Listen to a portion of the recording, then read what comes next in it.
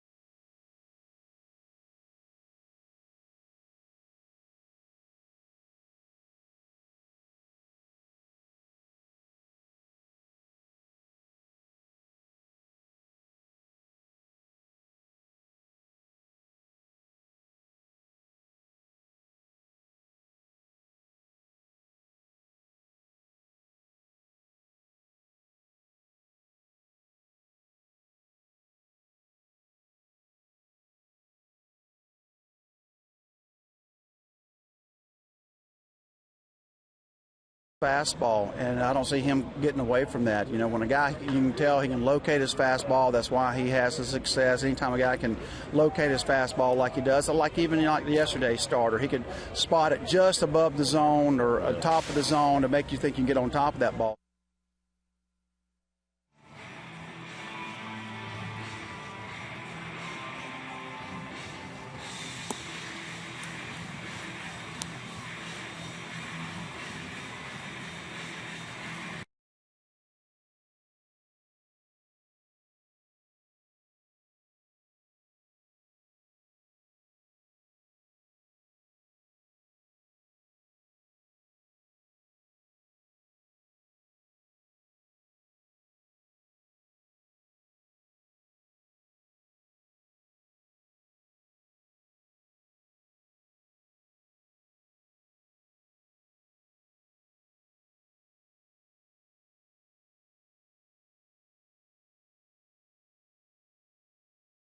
And then Cincinnati, your Arizona Ford starting pitcher for the Braves this afternoon. Shelby Miller, the 24-year-old right-hander.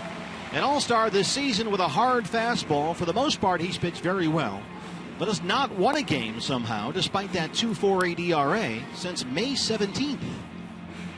Well, part of the reason is the fact his offense has not scored a run for him in 10 of his starts this season. You see his arsenal on the mound. four-seam fastball, a two-seam sinker. He'll cut it occasionally. The curveball is his best secondary pitch. He will throw an occasional slider to a right-handed hitter, and he does have a changeup in his back pocket, but he rarely uses it. That 2.48 ERA ranks Shelby Miller 6th best in the National League, winless in 15 consecutive starts. He has lost 8 straight decisions, the lowest run support in the major leagues. Ender Inciarte set to lead it off for the Diamondbacks. 299 and 3 homers. Chris Siegel is our plate umpire on a steamy afternoon in Atlanta, Georgia. And there's ball 1. 23 starts this season for Shelby Miller. In 18 of those, the Braves have scored 2 runs or less for him. It's no wonder the record is where it is, and the ERA is as sparkling as it is. You see what he's done in his last 15 starts, 0-8 with an ERA just over 3. But only 1.3 runs of support while he's on the mound.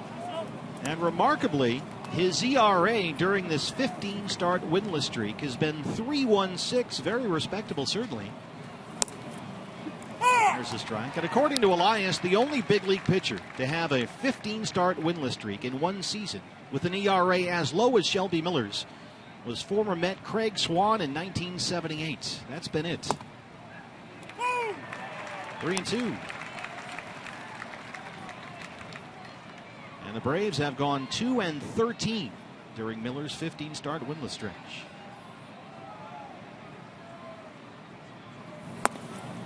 A leadoff walk. Take a look at the lineup for Chip Hale's Diamondbacks this afternoon.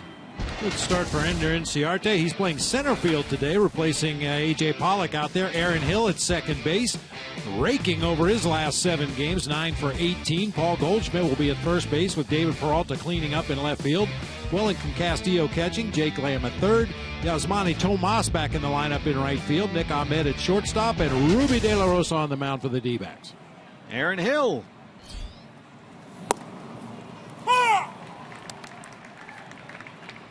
Aaron at 231 and 5 home runs.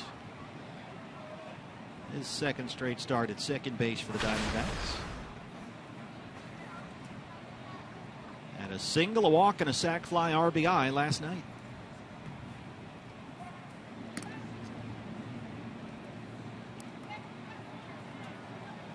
It seems like Aaron Hill finds his way into that starting lineup on days that the Diamondbacks face hard throwers. Foltynewicz yesterday, a guy that regularly rushed it up there in the high 90s, and Shelby Miller today with a real good fastball that'll sit in the mid to upper 90s. And Aaron Hill, he likes those fastball pitches.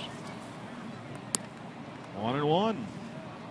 Yeah, Aaron Hill hitting .300 over his last 13 games. 4 extra base hits and 5 RBIs in that span.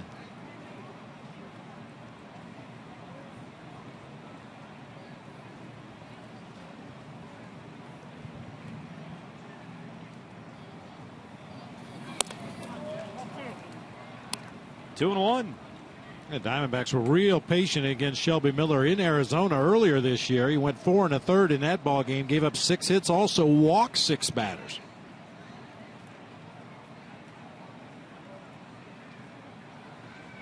Those are the numbers from that start, June the 2nd.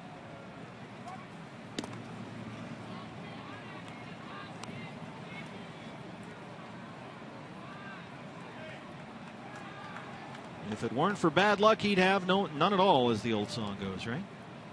Yeah. Hee-haw. That's true. They used to do that. Yeah. Junior samples. 2 and 1. Gloom, despair, and agony on me. Winless in 15 straight starts, the longest streak by a Braves pitcher since JoJo Reyes went 18 straight without a win from 2008 to 2009.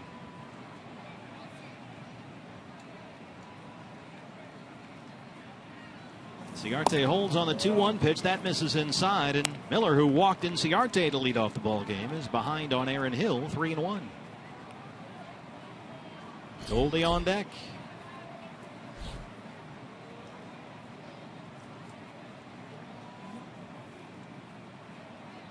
Boy, Sunday morning kind of a crowd here at Turner Field today. Very quiet. Sparse and quiet.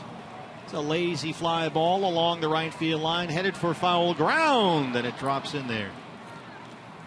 Tardoslavich and Peterson gave it a chase, but it's beyond the grasp, and Aaron Hill lives again on 3-2. Yeah, we talked about this ballpark before the first game of this series. Very generic, vanilla ballpark. Not a lot of nooks and crannies. Nothing really to concern yourself with other than some foul territory beyond first and third base line. A lot of ground to cover over there in foul territory.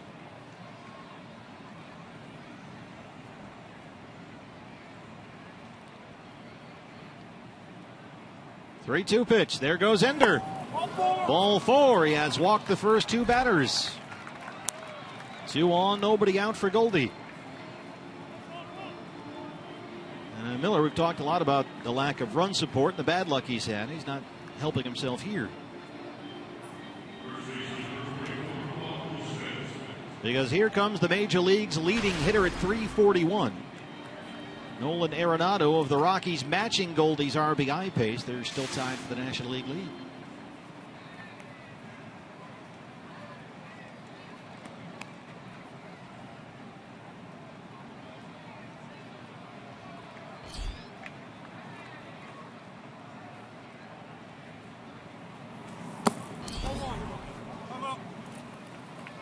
Paul Goldschmidt, I think this is more a byproduct of the pitchers he faced in his first 9 games here at Turner Field when he hit just over 100 with no extra base hits, no runs driven in. You can see what he's done in his last 5. So far, Shelby Miller, 13 pitches, only 4 strikes. 1-1.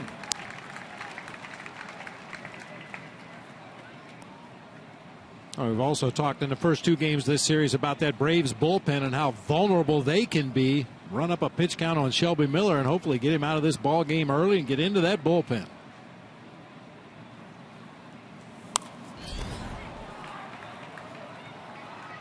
Yeah, they've had a bunch of young guys back there. We saw that last night. They've added veteran Peter Moylan, called up from AAA today. It's been patchwork at best back there for Freddie Gonzalez this year. Miller ahead of Goldie, 1-2.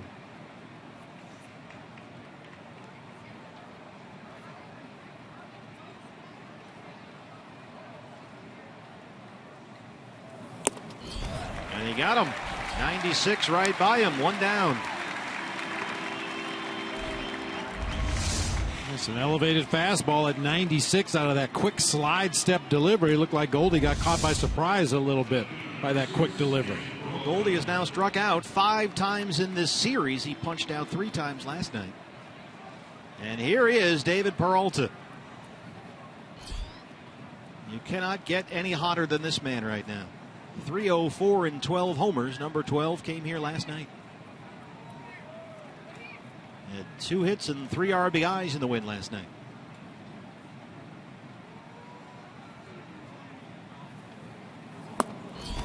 Ball 1.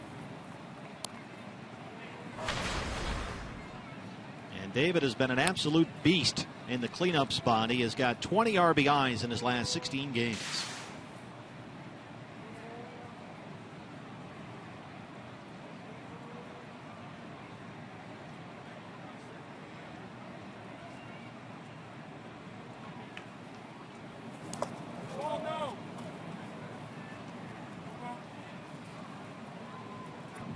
Hey fans, anytime the D-backs score 5 runs or more, Taco Bell is giving away 3 free tacos with the purchase of a large drink between 4 and 6 the following day at participating locations.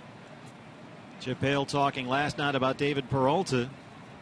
So let's hope David does get some credit around the league for what he's doing this year, but let's also make sure the other teams don't know that much about him. He's still something of a secret weapon, although that's changing quickly. There's a strike, 2-1.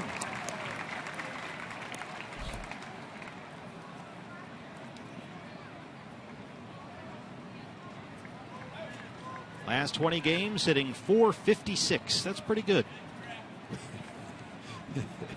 Yeah, I'd say so. Last 16 games, .456 with the 20 RBIs. 2-1 pitch. Is that along the left field line, and it will be caught by Bourne in the corner. What a catch by Michael Bourne, and the Diamondback base runners have to scamper back.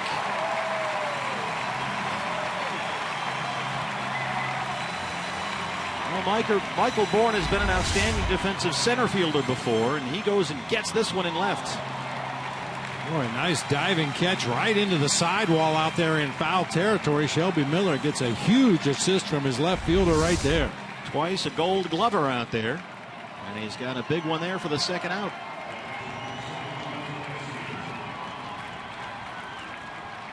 Brings up Wellington Castillo.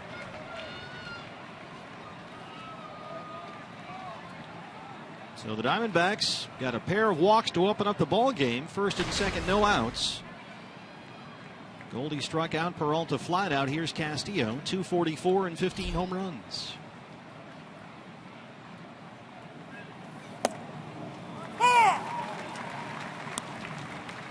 And Beef, a little undercooked the last couple of games. 0 for 8 at the plate with 4 strikeouts in his last 2 starts. Well, that is rare. I see what you did there. Nice. He struck out 3 times Friday in the series opener here.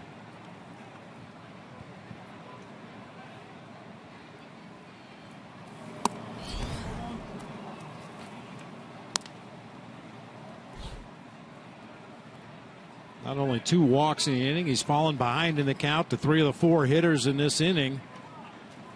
And missing his spot by a wide margin. That time A.J. Pierzynski was set up way out on the outside corner, and Miller missed off the inside corner of the plate. Got the corner that time. A ball and 2 strikes at 95.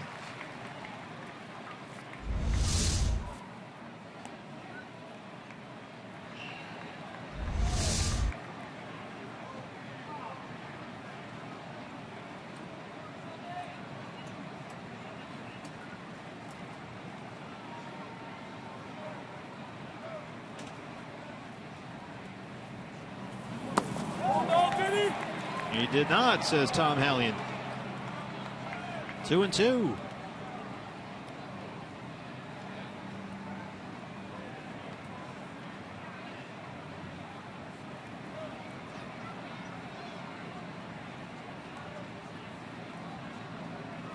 Freddie Gonzalez. Bullpen phone not working apparently. He does not look happy. Either that or the pitcher isn't working properly. That too. I think he was upset with that check swing non-call also. A lot of things on his mind right now. Castillo chases a high fastball. So Miller walks the first 2 and then gets 3 in a row with some help from Michael Bourne. And we go to the bottom of the first here at Turner Field.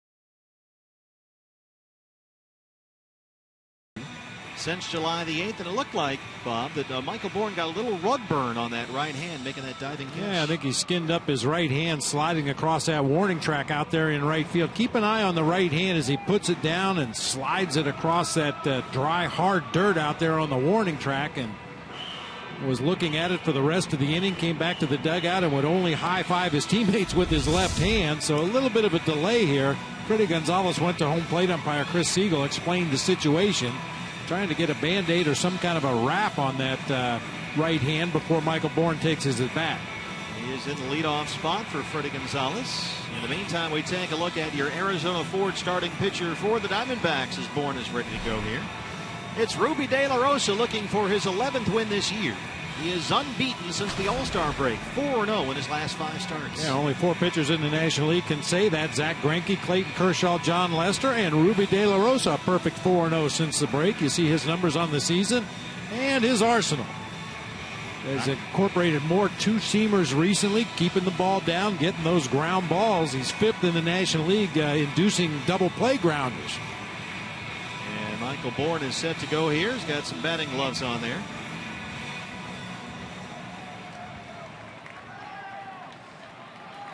You know you're getting clobbered back home in the valley. Beautiful 85 degrees here, a little steamy, but nothing like the 117. So hang in and enjoy Diamondbacks baseball with us here on Fox Sports Arizona. Jake Lamb comes in on the grass at third. Strike one to Bourne. 235 for the year. Mostly now just a singles hitter. Only 13 extra base hits all season. Pulls that one foul. Quickly it's 0-2. Bourne has played only 6 games since rejoining the Braves after his trade from Cleveland August 7th, and has 1 for 17.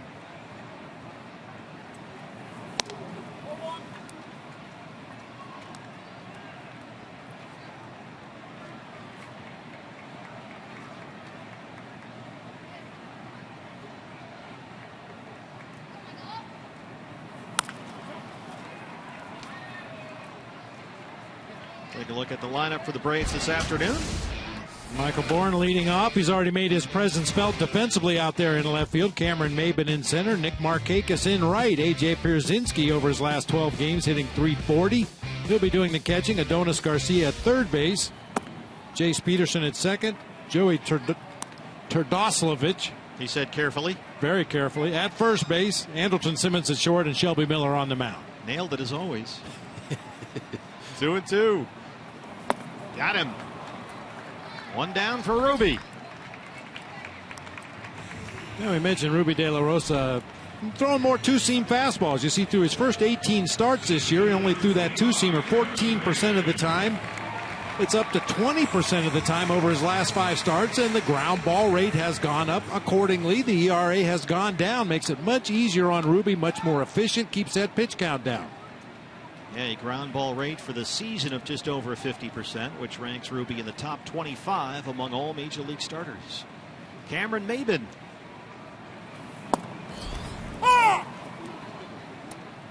Maybin 276 and 8 home runs, having a very good series against the Diamondbacks. He always seems to. He's got another base hit. So make him 5 for 9 in the series so far.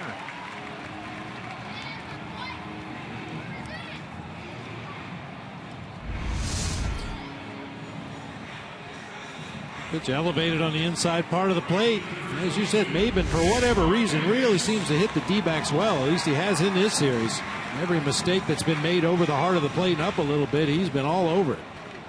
And Maybin has a double, a triple, 2 RBIs, and now 5 hits. Here's Nick Markakis, who is still looking for his first hit in this series, 0 for 8.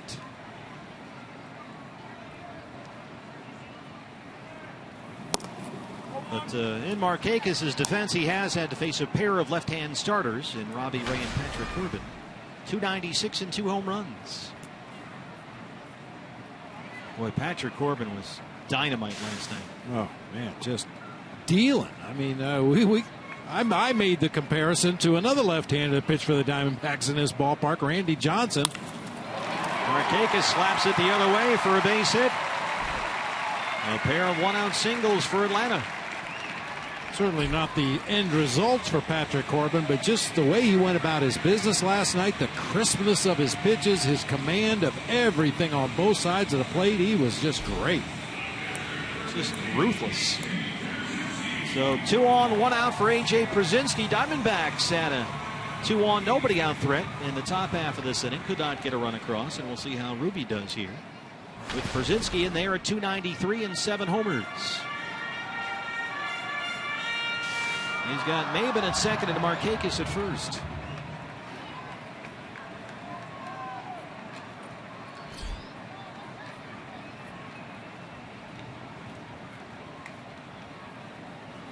This would be an opportune time for one of those ground balls. Boy, would it ever. You got a guy at the plate that doesn't run particularly well. He's hit into 14 double plays already this year.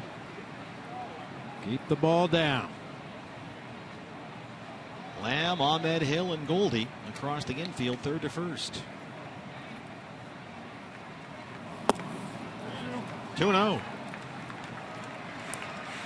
Pierzynski started Friday's game behind the plate, went 0 for 3 with a walk. He was off yesterday.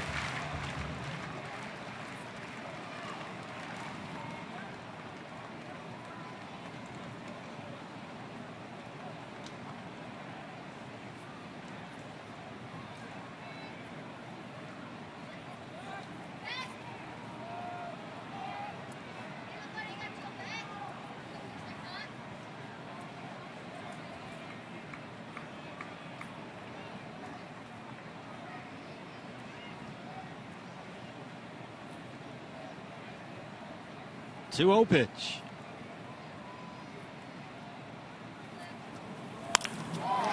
Lines it right to Aaron Hill, and they have MAYBIN doubled off. Well, that's as good as a ground ball double play. And Ruby is out of the inning. Aaron Hill in there at second again this afternoon, right to him. Ahmed is there for the put out of MAYBIN, and we are through 1, no score.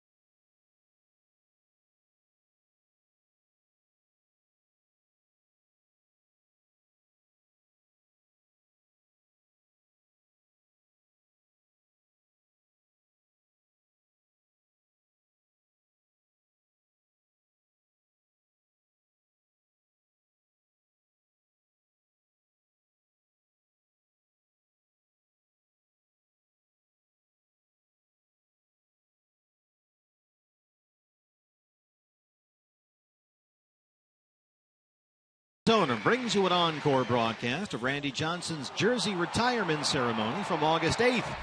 If you missed this moment in history or you just want to see it again, well, now's your chance. It's on Fox Sports Arizona today, right after our ball game. Jake Lamb leads off the second against Shelby Miller. Yeah, we're celebrating the summer of Randy in Arizona, and here in Atlanta, they're celebrating the summer of Smoltzy. Yeah, they did Friday night. Mm-hmm.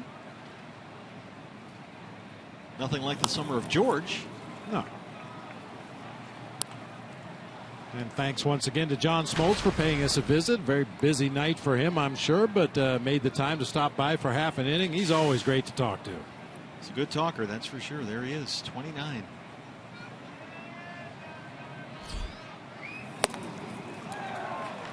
Miller's got that fastball hopping today. 1-2 on Lamb. He's already got 2 strikeouts. Jake 2 for 5, an RBI double last night. He's got 3 hits in the series. This is headed toward Bourne near the line. No dive attempt needed this time, and that's the first out in the second. Well, you mentioned John Smoltz, Bob, a moment ago. He has worked with Shelby Miller, and here's Miller.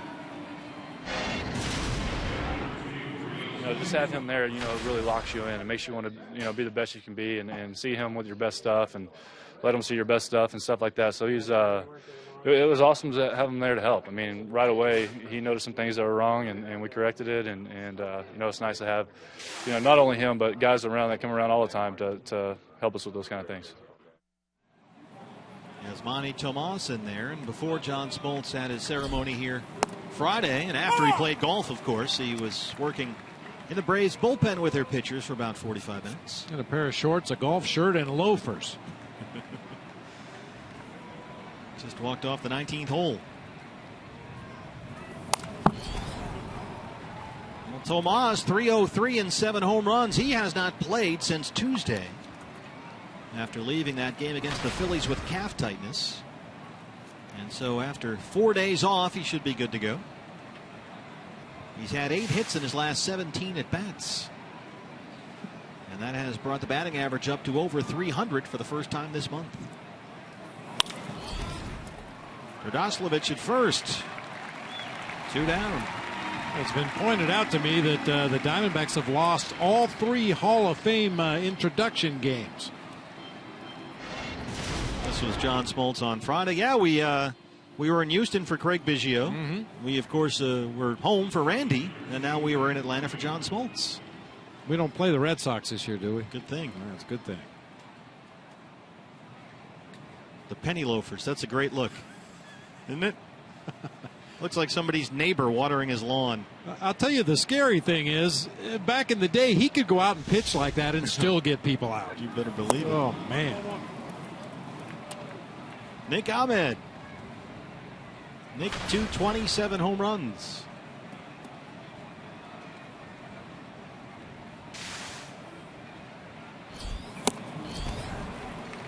There's that fastball again, 1-1. Nick 0 for 3 with a strikeout Friday. He was off yesterday. Trying to find it again. That same stroke at the plate that made him a 300 hitter for that 50-game stretch. That was earlier in the year.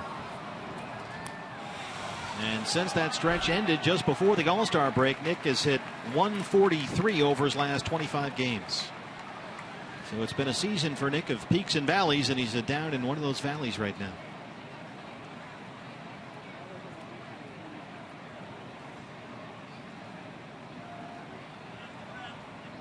Miller ahead, 1-2. Got him. That's 3 strikeouts for Shelby Miller. He has retired 6 in a row. No score at Turner Field.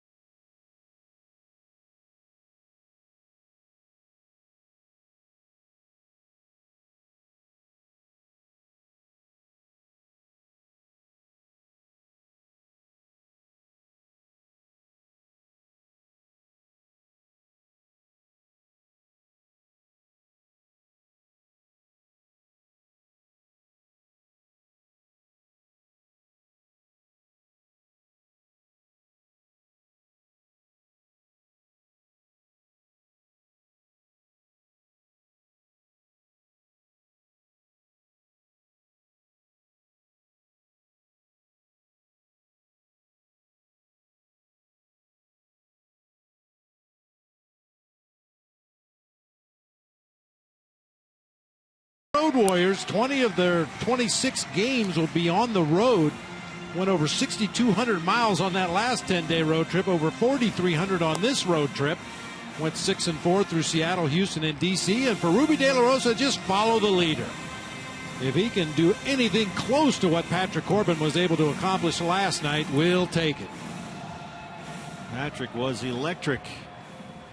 And the Diamondbacks have won all 5 of Ruby De La Rosa's starts in the second half of the year, unbeaten since the All-Star break. Adonis Garcia leads off the Atlanta second. Well, he is a first pitch swinger, a one-hopper right to Aaron Hill. 1 pitch, 1 out. Well, that's what Patrick Corbin did. Efficient ground ball outs. Oh, yeah, had a lot of quick outs, 1-2 pitch outs. 3-pitch strikeouts, 4-pitch strikeouts. Really only had a couple of lengthy at-bats in his entire outing last night. Yeah, no, he was really good. Yeah, no. Jace Peterson, 242 and 5 home runs.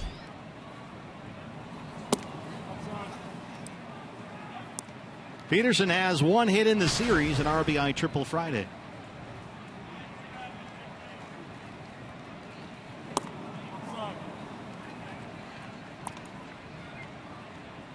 Last night, Peterson 0 for 5 with 3 strikeouts. He's ahead 2-0. This is the first game in this series in which Peterson has not hit from the leadoff spot.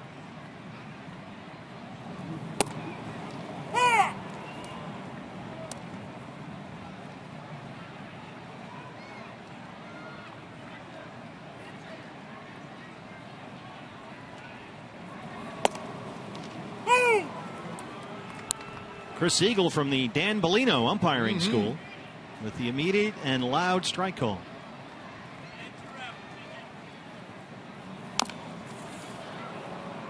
That one got him.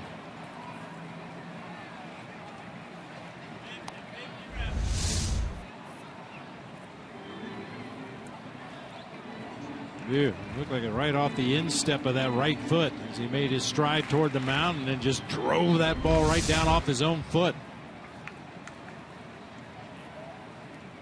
2-2. Just missed outside. It's full. Joey Trdoslavich, the first baseman, is on deck.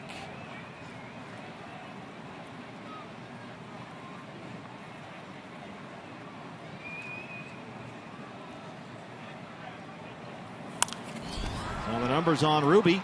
Faced these Braves June 3rd back at Chase Field. Struck out 8 in 5 innings. But gave up 7 earned runs on 9 hits. A ton of run support helped him avoid a loss there. D-backs won that game 9-8. And Freddie Freeman is on the DL right now for Atlanta. Homered twice off Ruby in that game. So Ruby caught a break there. Ball 4. First walk issued by Ruby. You talk about traveling around, playing 20 of 26 on the road, and sometimes it's not who you're playing against, it's when you play against them. Anytime you roll into a Braves series and don't have to face Freddie Freeman for 3 days, that's a huge break. Well, Freeman was here yesterday. He'll play a pair of AAA rehab games with nearby Gwinnett and be activated for their game Wednesday at San Diego, so he'll accompany the Braves on that road trip. And Joey Trdoslavich is at first base this afternoon. 204 and 1 home run.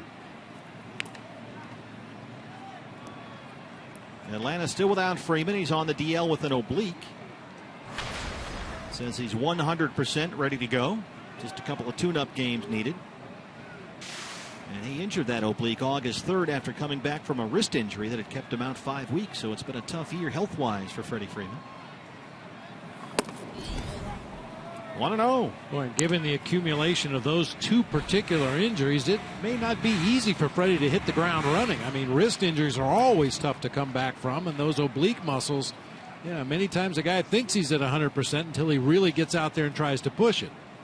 Well, that has been sort of the fallout here in Atlanta. The consensus is that they rushed Freeman back too early from that wrist injury, and that somehow affected the oblique. And John Hart has said that they could do it again, they would probably wait longer. after that first injury. And so you've got Terdoslavich in there today, just his 10th start this year at first.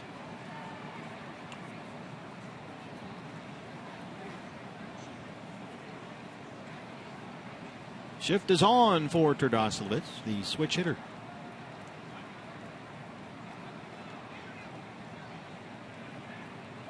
Gonna wait until somebody calls time. Got to slow down Peterson if you can. He's got 10 stolen bases this year.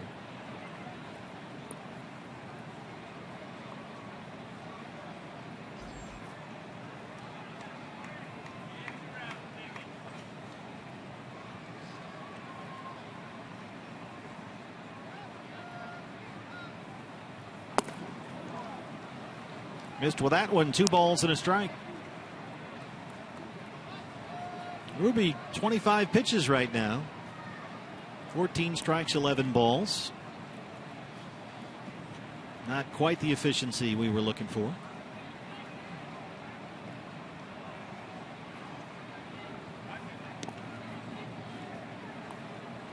Yeah, Freddie Freeman really doesn't like to run very much. Cameron Maybin has 18 stolen bases. Michael Bourne, when he gets on, is a threat to steal. And as you mentioned, Jace Peterson with 10 stolen bases, but he's been caught 9 times. Yeah, Freddie Freeman is more of an American League style manager offensively. There goes Peterson. The throw from Castillo is there, and they got him. Wellington Castillo throws out Peterson trying to steal for the second out.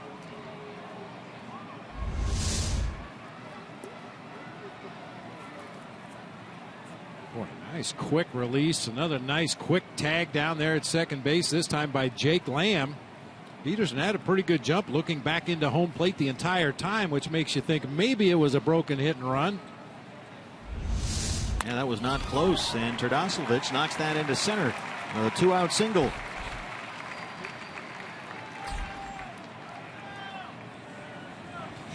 Brings up Andrelton Simmons.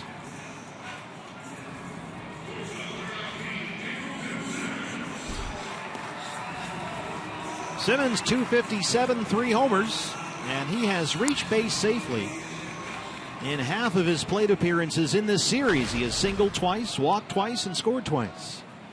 I misidentified the receiver of that throw from Wellington Castillo. That was Nick Ahmed that took the throw and slapped that tag down quickly on Jace Peterson. With that shift on, sometimes I'm not sure who's playing where. It does get tricky out there. Need guys to wear different colored wristbands or something.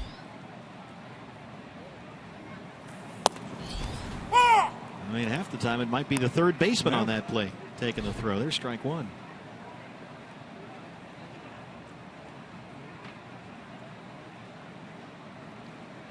Had Lamb at third, Ahmed at short, Hill at second, Goldie at first. Peralta, Inciarte, Tomas left to right in the outfield. Here's another look. Yeah, Nick Ahmed was the lone defender on that left side of the infield. Got to the bag quickly, and man, does he get that tag down in a hurry. And the throw was there, too. That was not even close. 1-1. Nick Ahmed one more time on the short hop. Charges that one. Throws out Simmons, and Ruby is out of trouble in the second. No score in Atlanta.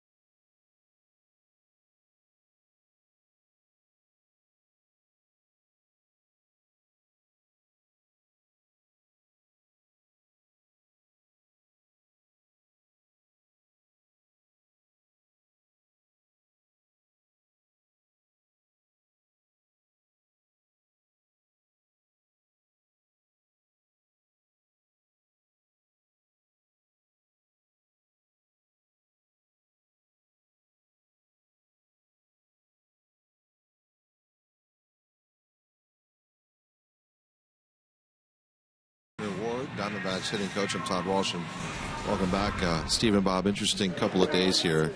Orlando Hudson's son, Orlando, was here, and Olin Ward hanging out with the Diamondbacks, and I mean really hanging out with them. Stretching, as you can see, talking to guys in the clubhouse, on the team bus. And last night, when we got back to the hotel, it was a touching moment. Turner Ward with his son, and his son wanted to make sure he said goodbye. Had to go back to Alabama, so we stood by the hotel elevators and gave knuckles to every player, and they all stopped, and they all wanted to make sure that they knew that he was around and that they remembered him just as much as he was going to remember this experience. He was a little down today, as you can imagine, but Bob, I'm sure you can appreciate the value of having your son hang around, right? Oh, absolutely. And like you said, they've been busy. They've been out there shagging balls and taking batting practice and stretching with the team, playing catch with the guys to get them loose before they went out to take their ground balls. What an experience. We gave him all the credit for the win last night, the little guy. Yeah. Sitting on the bus, riding back through that Buckhead traffic. Stay hot. Ruby De La Rosa strikes out to open up the third. That's 4 strikeouts for Miller, who has retired 7 straight since walking Inciarte and Hill to lead off the ball game. And here's Ender.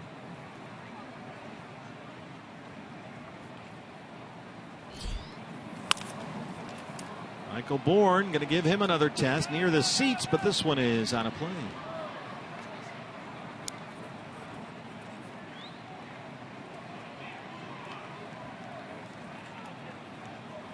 Ender 3 for 7 in the series. He's also walked 3 times and scored 4 runs. That's what you're looking for from your leadoff guy. How about that? Pretty much, yeah. You got Ender doing just what you want in the leadoff spot. Peralta collecting RBIs like they're going out of style in the cleanup spot. That's the way it's supposed to work. 1-1.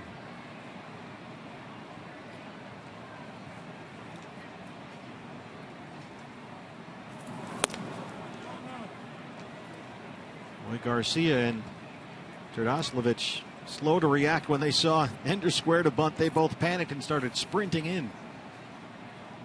Now, Garcia plays a little shallower for the left-handed hitters that might bunt, guys like Ender Inciarte, but with the righties, he's been playing back behind the bag there at third base. I was kind of surprised that Chris Owings and/or Nick Ahmed didn't try to drop a bunt down that third baseline the last couple days. Watch the corners react.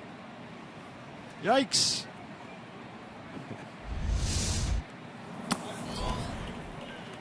This is at 95, and it's full 3-2.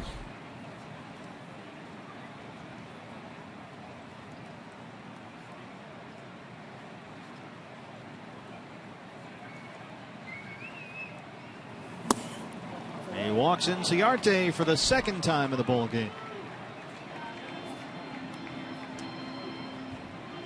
That one was close. Yeah, very close. The 3-2 slider. Kind of surprised that Miller is dancing around Ender Inciarte the way he has. Boy, that's a good pitch right there.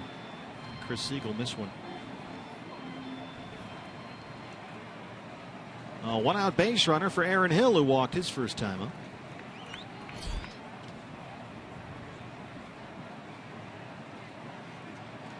D-backs still looking for their first base hit. This is out to MAYBIN in center. Gets himself kind of turned around out there with those long legs. 2 down. Not sure which direction he was planning on facing that time.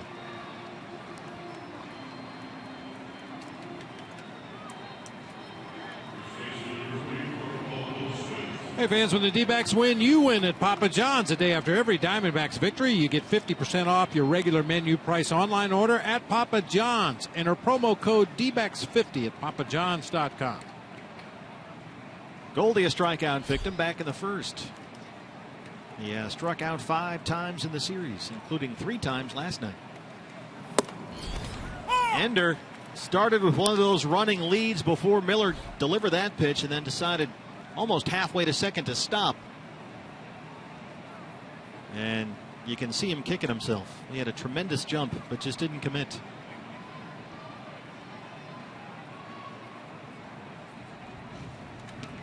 And Miller noticed too.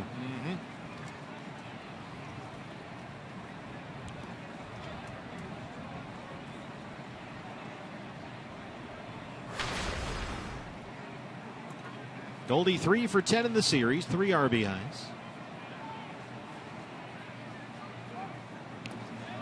Close play at first. He's back safely, says Tom Hallion.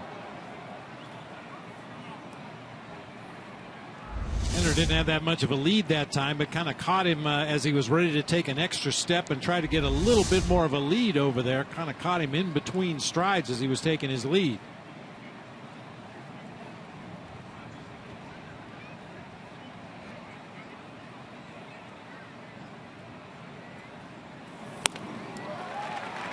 Goldie having trouble catching up to that high fastball for Miller. That's the pitch on which he struck him out in his first at bat.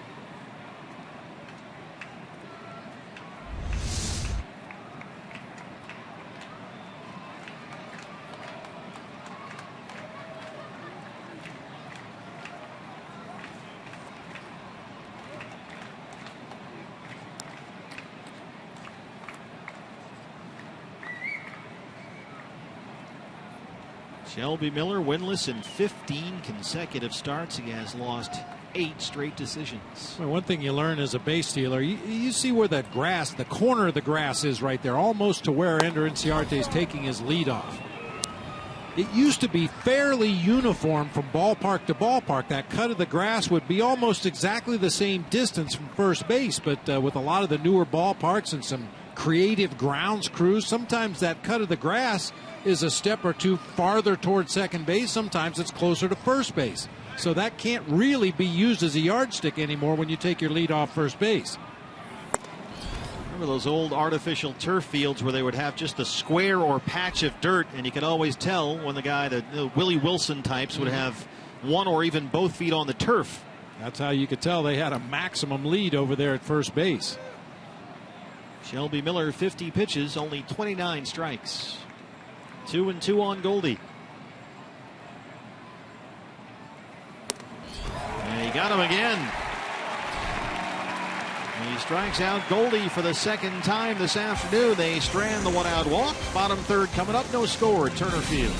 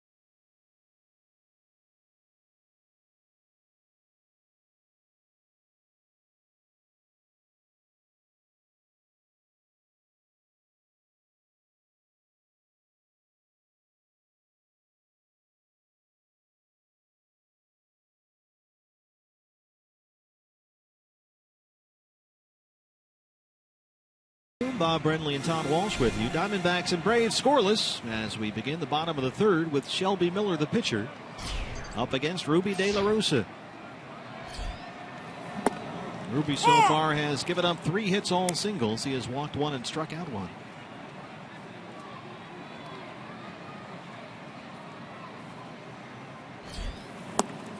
And Ruby coming off wins over the Nationals and the Phillies. He has allowed more than 3 earned runs. Only once in his last 5 starts. And since the All-Star break is 4-0. And he punches out Miller for his second strikeout.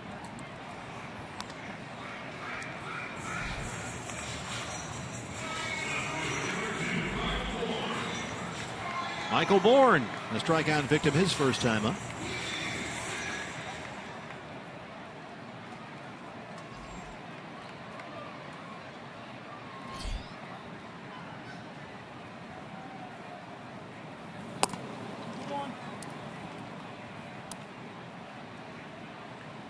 Michael Bourne was an all-star here in Atlanta back in 2012. Hit .274 that year, stole 42 bases. And then the following season left, got a 4-year, $48 million free agent deal with Cleveland. But now is back with the Braves, and he's owed $14 million for next year. So they are picking up the tab on the last year of that Cleveland contract, with the goal of being free and clear for 2017 when they open their new ballpark. It's the same reason they acquired Nick Swisher in that same deal for Chris Johnson.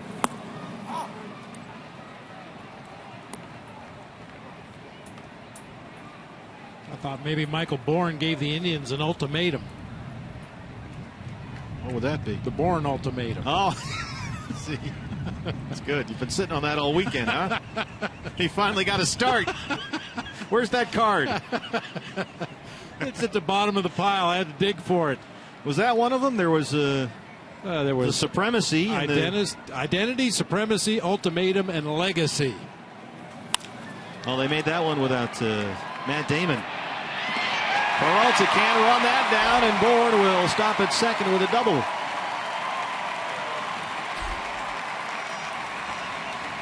His 13th double this year, his first for the Braves. A slicing drive down into that left field corner, carried a lot farther than it looked like it was going to off the bat. David Peralta playing shallow. You can see he's going straight back toward that foul pole. Just could not catch up.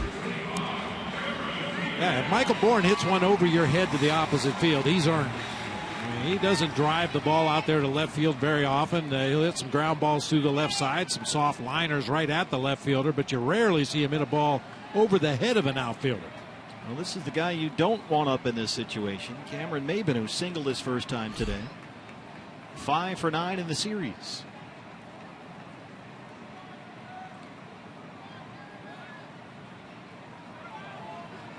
And MAYBIN, including this ball game, has now hit safely in 5 straight and 8 of his last 9. He's up near 280 for the year.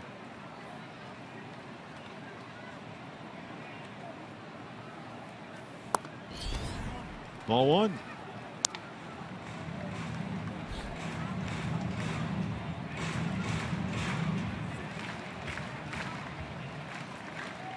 Cameron MAYBIN feeling very much at home in his new ballpark, hitting .320 at Turner Field this year, under .240 on the road.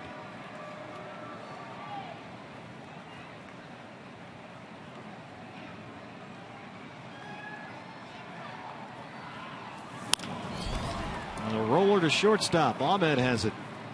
2 down. No advance for Bourne. Hey fans, now is the time. Tweet us your strongest Diamondback fan photo. Use the hashtag AZDataStrongFan. AZDataStrongFan. And you might, if Jeff Munn selects your photo, the friendly committee complies, see your picture on our Diamondback TV broadcast, brought to you by T-Mobile. Yeah, Money was busy this morning. I saw him. He had a big gulp coffee over there next door in the radio booth, was just perusing the photos. So I got a feeling he's going to come up with something spectacular today. I saw him actually in the hotel lobby earlier today. He was working on those photos since the crack of dawn. He's got a lot on his plate. There's Nick Markakis. Single back of the first. There is Moneyball. Tom Candiotti and the ubiquitous Leo Gilmartin, wearing some very questionable shoes. I was shocked and appalled at Leo's choice of footwear today. They got Bourne wandering off the bag, and they throw it in center field. INCIARTE has it to play at third, and he overslides the bag. They got him.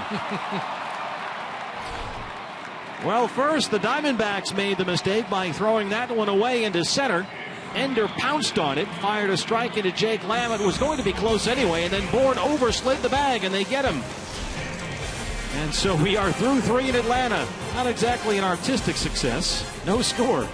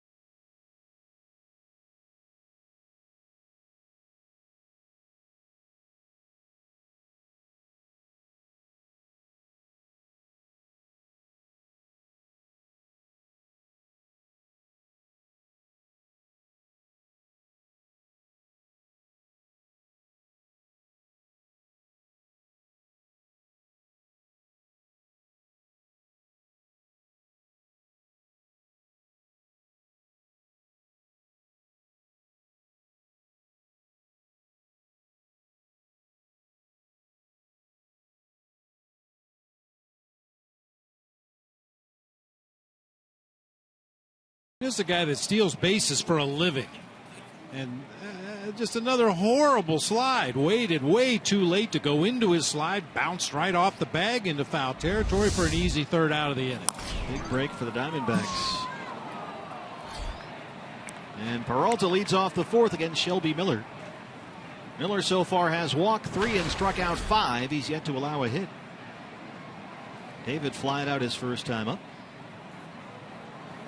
Bourne made a spectacular diving catch in foul ground in the left field corner.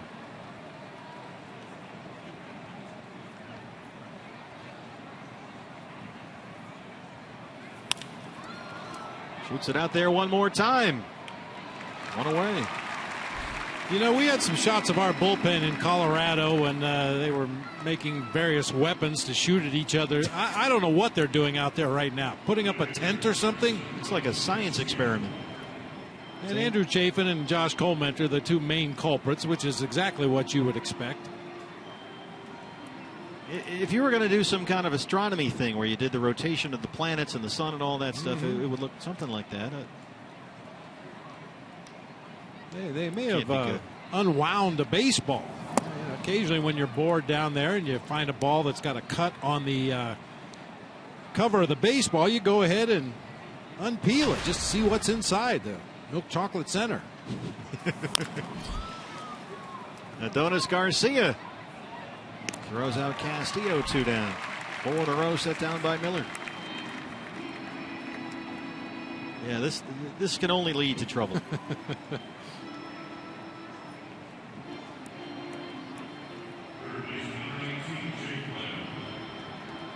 Mark Reed's involved.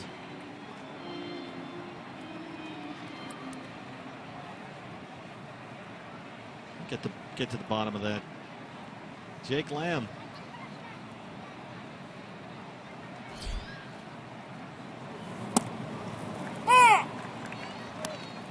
I think the average fan would be amazed as to what goes on down in that bullpen early in a ball game when your starting pitcher's cruising along. You know, you'd like to think, well, Ruby looks pretty good today. You know, we're probably not going to be busy down here for at least a few innings. What can we get into? And they always seem to find something. Not a lot of choices back there either. Although in Colorado, you can wander off into the woods. Uh-oh. Looking for new material.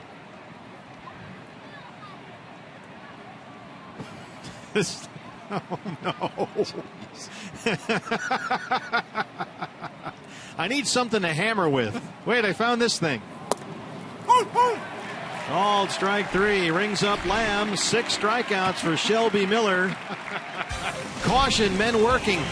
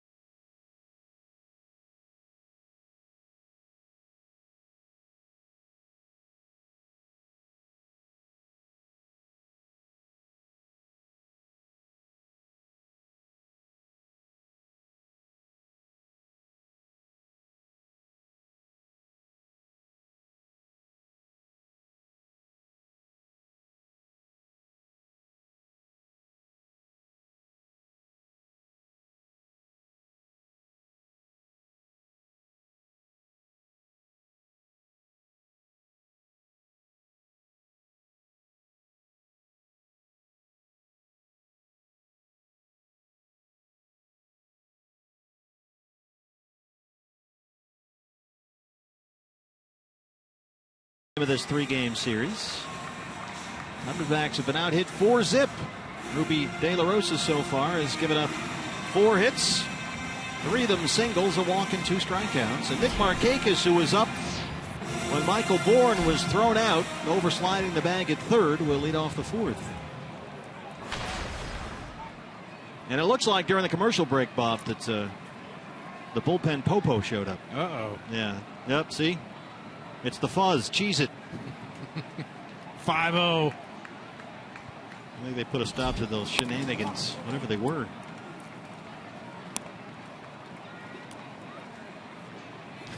It could have been one of those snare traps, you know, somebody that walks into the bullpen that's not supposed to be there, suddenly finds himself hanging upside down by their heels. Like on Gilligan's Island.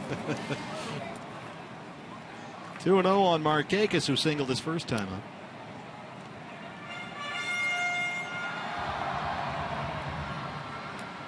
Definitely a Sunday morning feel here at the ballpark this afternoon in Atlanta. This is, as you were saying, kind of like a Fulton Stadium crowd. Fulton County Stadium. Yeah, on Fan Appreciation Day. A little thin there at times. Oh, at times, yeah. Ruby's behind 3-0. Yeah, as you know, they're ready for college football down here. SEC country. Leadoff walk to Markakis. Second walk issued by Ruby.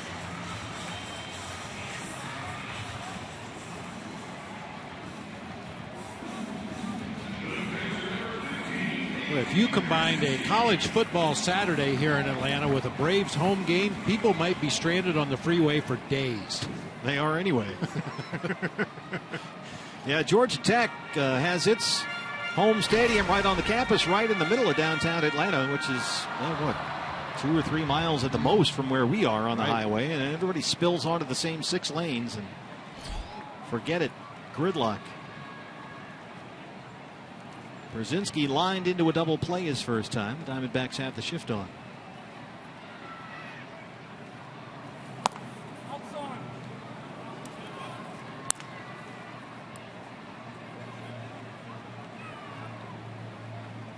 Here's a look at the D-backs defensively. Nick Ahmed, the only guy over there on the left-hand side of the infield.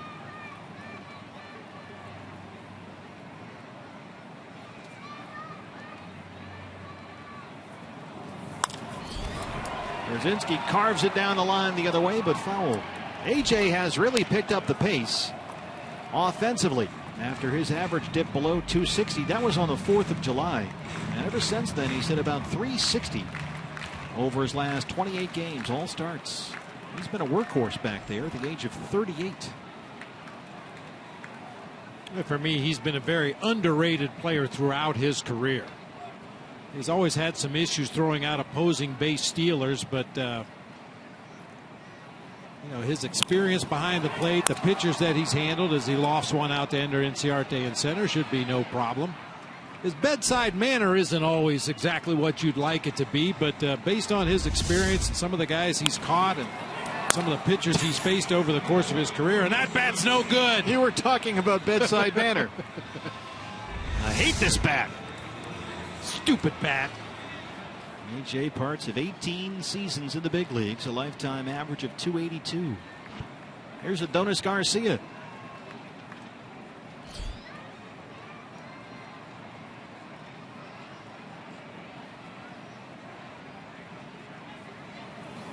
Well, he is up there swinging at the first pitch every time. Ruby, Ahmed, Goldie, they turn it. There's the double play. The 1-6-3. This was his reaction after lining into double play the first time. So 2 at bats, 2 broken bats. Still no score in Atlanta.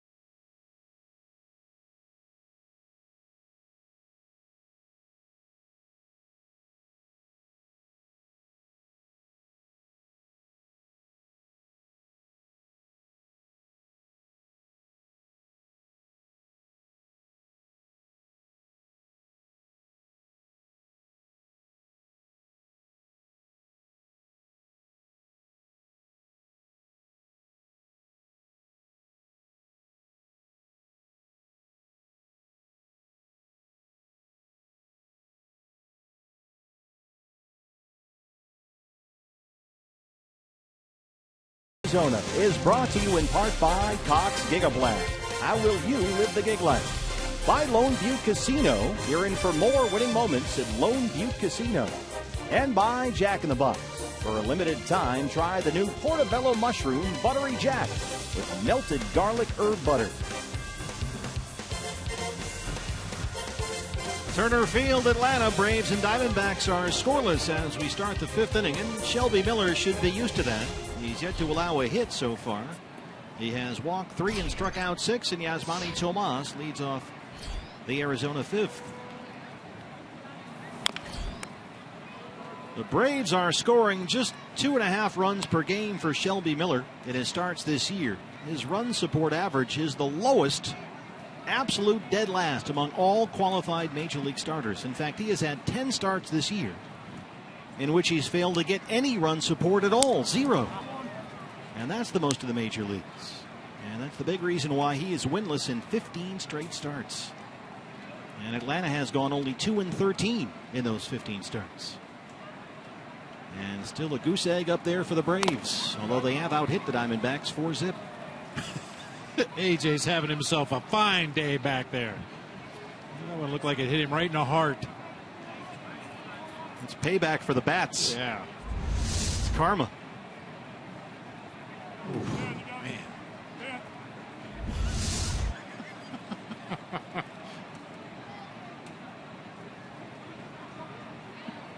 Sometimes you have those kind of days.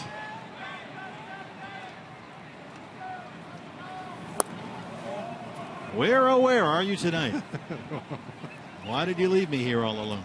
I searched the world over. I thought I'd found true love. You met another and you was gone. You was gone. That's probably where He Gone came from. Yeah, it could be. Charlie Weaver and that whole group on He Ho.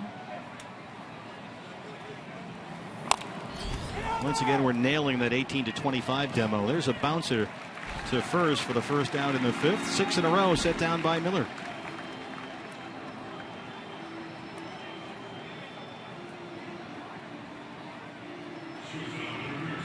Nick Ahmed now.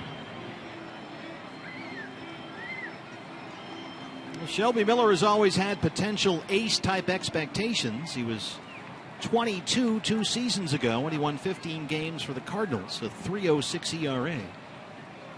Last year struggled at times through a 10-9 season in St. Louis, but this year at the age of 24 he has stopped trying to overpower everyone all the time, and as Bob mentioned earlier, gone to more two-seam fastballs, trying to get those quick economical ground ball outs, and throwing a lot more two-seamers and cutters this year. But when he wants it, he's got that 97, 98 in the tank.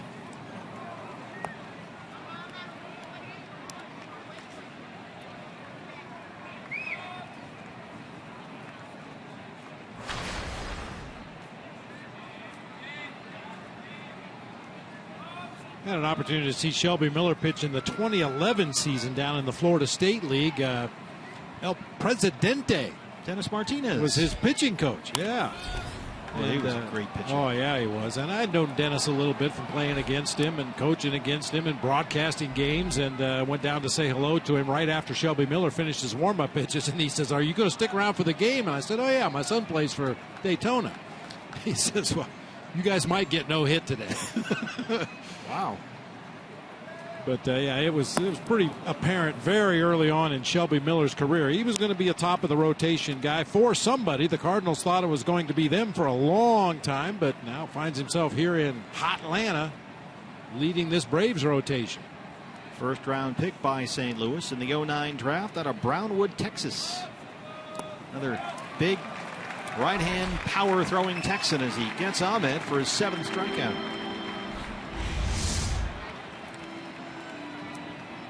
Slider in the dirt. And let me guess, Shelby Miller's heroes are Nolan Ryan, Roger Clemens, and Kerry Wood. They all come from the same model. I mean, 6'3", 215 from Texas, right-hander. That's the model we saw last night, in fact, with Mike Foltynewicz. Ruby's going to go up there and maybe just look at 3 here. Miller, after walking Inciarte and Hill to open up the ball game, retired the next 7 he faced before he walked Ender again. And since that walk to Inciarte with 1 out in the 3rd, he's retired once again. 7 straight Diamondbacks. And he's ahead of Ruby, 1-2. He has yet to allow a hit.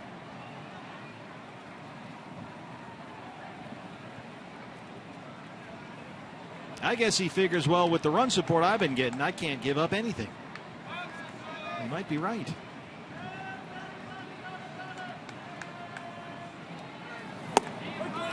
He rings up Ruby. 8 strikeouts for Shelby Miller. He has set down 8 straight. 5 innings of hitless baseball. No score in Atlanta.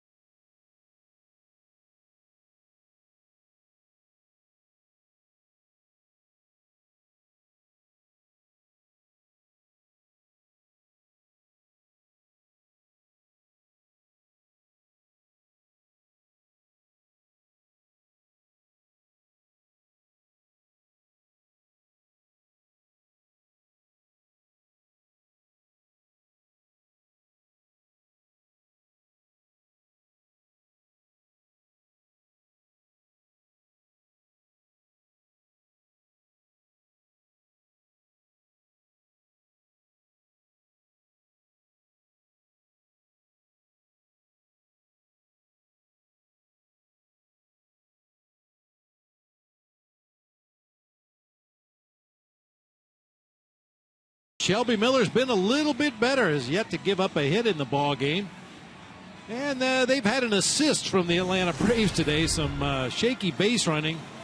Line drive double play right at Aaron Hill that time. They double off MAYBIN at second base. The pickoff attempt at second base on Michael Bourne. He ends up getting thrown out at third when he overslides the bag. And then a 1-6-3 double play right back to Ruby on to Nick Ahmed. And Goldie to complete that double play. There was also a caught stealing at second base by Wellington Castillo. And now Jace Peterson leads off the bottom of the 5th. No score at Turner Field. Peterson walked his first time up today.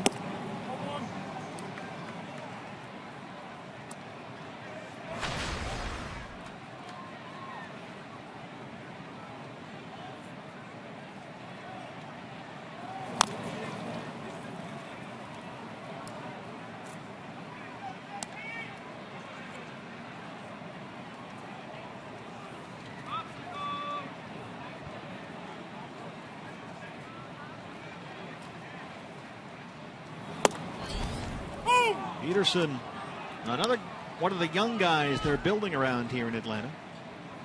Former first-round pick. He played football at McNeese State. He was a good football player. A defensive back. And he rolls this one by a diving Ahmed and into center. A base hit. Leadoff single. Ruby not always in the best fielding position once he lets that ball go. That wasn't hit particularly hard right back over the mound, but Ruby kind of falls off to that first base side, lets that ball sail right behind his back, and Nick Ahmed can't quite get there. Well, the last time Peterson was aboard after that walk in the second inning, he was thrown out attempting to steal on an absolute rocket from Wellington Castillo. He's on first again, nobody out. The Diamondbacks put the shift on for Joey Turdoslavich, the first baseman. He singled his first time up. There's a strike on 1.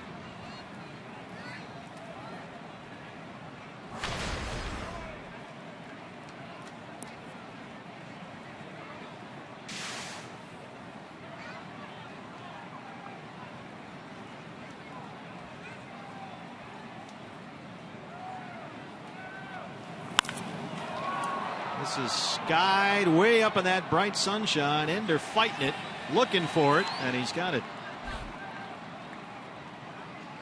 There is some cloud cover here, but it's awfully bright. Yeah, this is one of those days that can bite you if you wear the kind of sunglasses that Ender Inciarte has on right now. Some of the guys put them up on the top of their cap when the sun goes behind a cloud, but you never know when it's going to come back out from behind that cloud. And obviously when that ball's up in the air, you don't have time to pull the shades off your hat and put them on your face. Andrelton Simmons. That's why you think somebody by now would have made a cool looking pair of the flip downs. Yeah. Simmons grounded out his first time, the shortstop. That's a terrible swing. I mean, that's just not. That's not making the Tom Amansky video. No.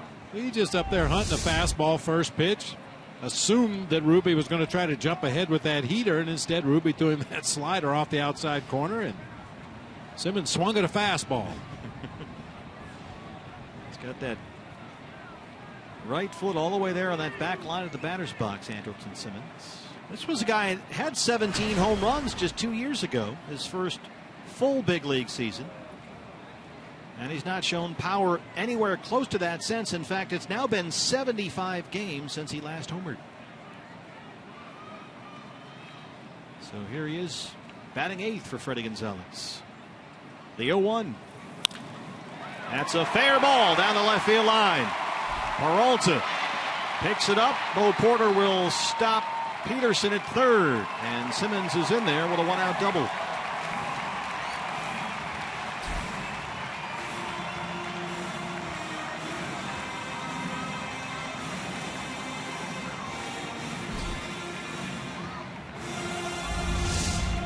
Just inside that third baseline for Andrelton Simmons, past a diving Jake Lamb.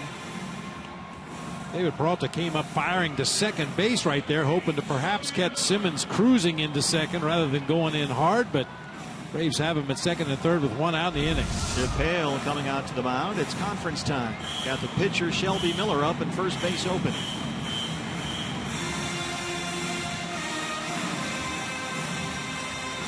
Now, Miller's a really good bunter. He led the National League with 13 sacrifice bunts last year. He has 7 already this season. This could possibly be a potential squeeze defense meeting out there on the mound.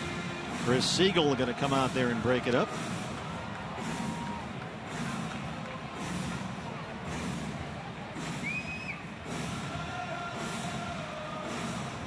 So Ruby in a mess here, second and third, one out in a scoreless fifth. Miller struck out his first time up today.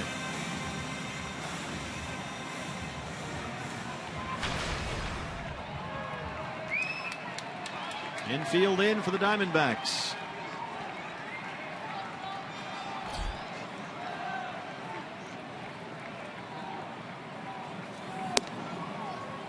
There's the strike.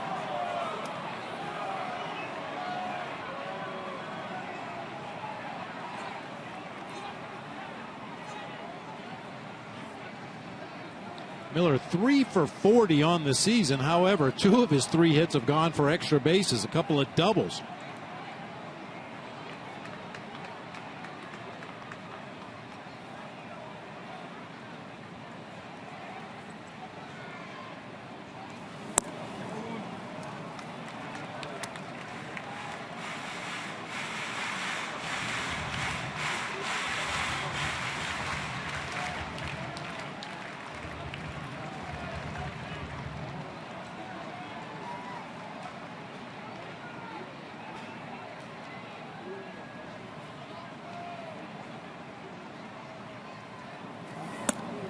This is upstairs. It's 2 balls and a strike.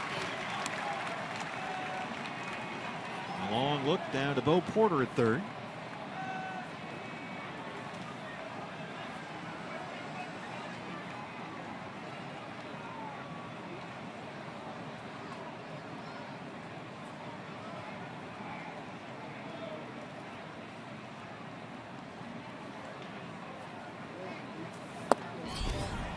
Missed away, and it's 3-1. Ruby wanted that one. Chris Siegel not fighting. Oh, that's a great pitch. That's a good pitch. That's a real good pitch. You got to let that go, Ruby. Focus on the next pitch. This is where you need the Ruby whisperer. Wellington Castillo. You can see Ruby out there is rattled now. He's got to lock in again here.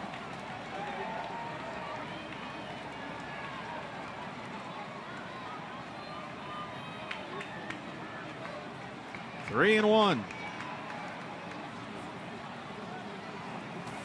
They walked him. Bases are loaded with one out for Michael Bourne. Third walk issued by Ruby De La Rosa. Well, it seems like every pitcher has a part of the ball game where they struggle more than other parts, and for Ruby it's been the 5th inning. He's allowed more runs in the 5th inning than any other inning, and he's got the highest batting average against in the 5th inning.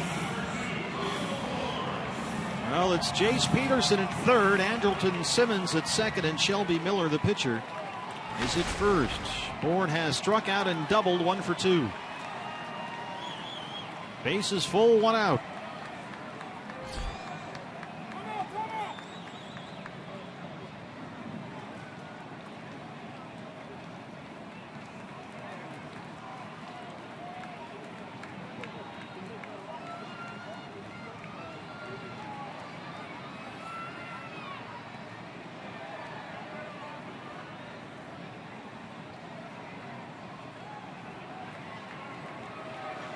Again, it's the question of focus and concentration. This is something we've seen throughout the year, Bud.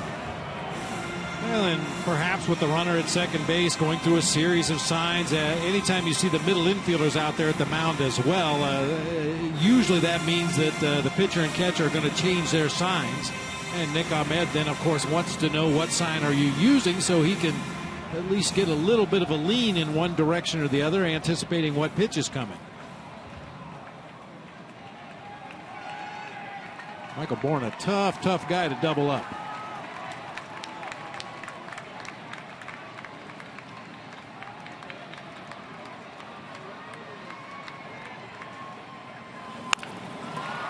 Slow roller to shortstop, and it hits Simmons.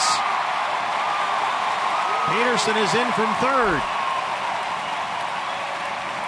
It looked like it went off Ahmed's glove and then hit the runner Simmons as he was moving second and third. It's 1-0 Atlanta, and the bases are still full. Yeah, Nick touched the ball first. It appeared moving to his right, was going to try to scoop and I believe maybe throw home, because they certainly didn't have time to turn a double play right there, but the ball hit off the heel of his glove and then hit the runner going by. So it's E6. A run is in to make it 1-0, and they're still loaded with 1 out. Now it's Cameron Maybin.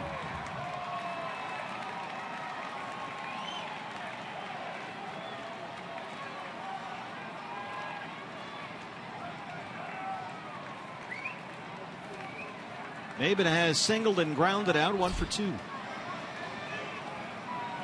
He's got 5 hits in the series. Ball 1.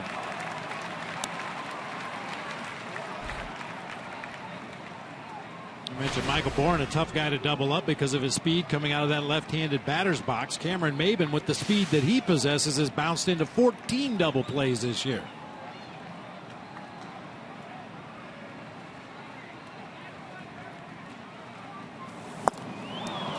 He counted that one, 94 from Ruby. It's 1-1.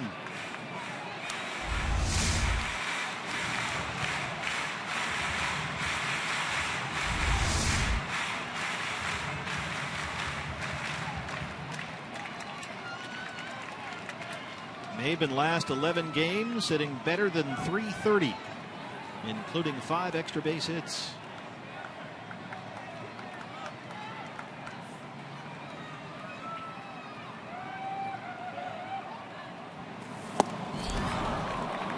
Fastball again, 1-2.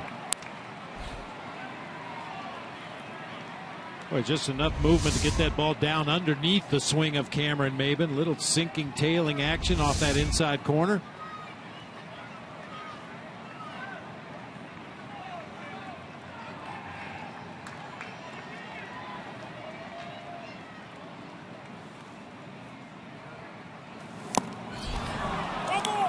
Castillo can't hang on, and MAYBIN is still alive.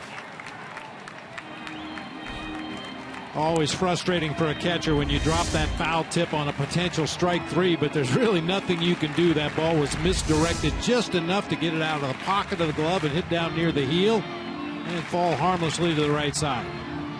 It stays 1-2.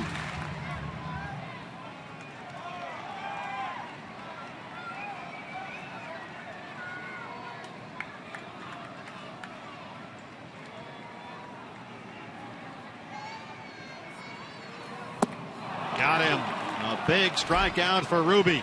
2 down. And here's MARKAKIS. Well, that was one of his better sequences of the afternoon right there. Pounded MAYBIN inside with hard tailing fastballs early in the count, and then leads him right out of the strike zone low and away with a hard slider. Just his 3rd strikeout.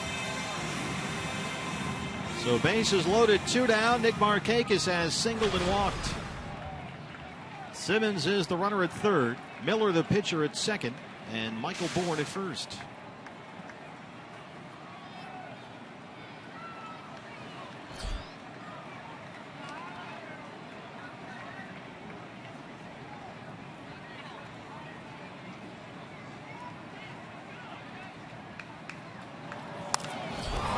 Carves the first one to left field. PERALTA. And Ruby leaves him loaded. A good job by Ruby there to keep the damage to 1 run. And through 5, the Diamondbacks trail it 1-0.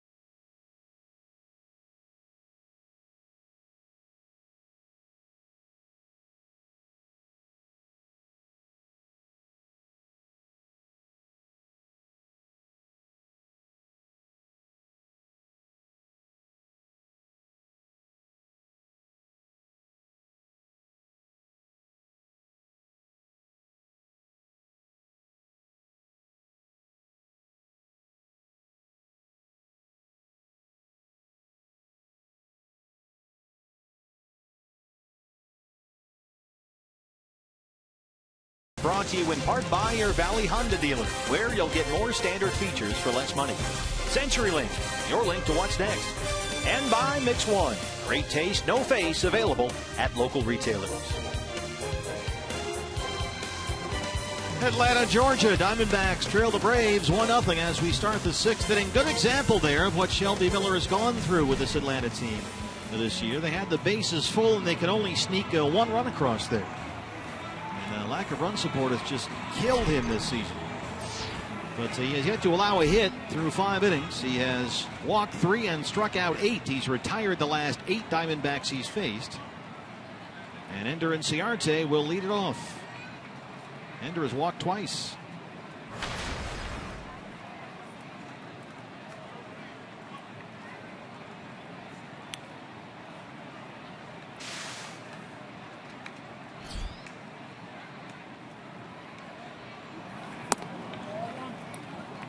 And with the exception of that INCIARTE walk, with 1 out in the 3rd, Shelby Miller has retired 15 of the last 16 he's faced. There's the strike, 1-1.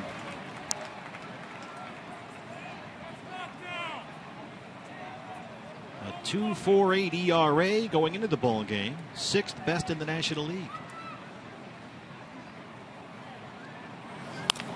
Ender reaches out, and so does Shelby Miller. Look what I found. Glove save and a beauty. His eyes closed, turned around backwards, and it found the mitt for 1 out. That's not fair. It ain't. Come on. I don't know if it had enough steam to sneak through the infield with Andrelton Simmons closing ground at shortstop, but it would have been nice to see Shelby Miller with a behind-the-back play for the out at first. Starting to get about that point in these types of games where you go, something's going on here. 9 straight set down. Here's Aaron Hill, has walked and flied out.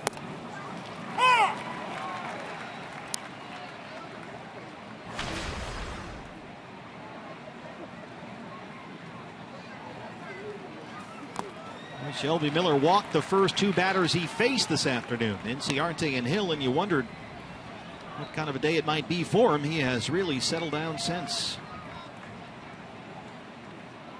16 of the last 17.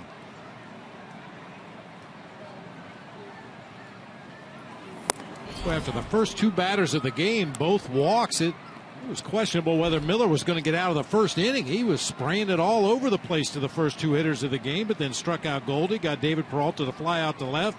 Wellington Castillo went down on strikes, and he has been totally in command since. He's ahead of Aaron Hill, a ball and 2 strikes.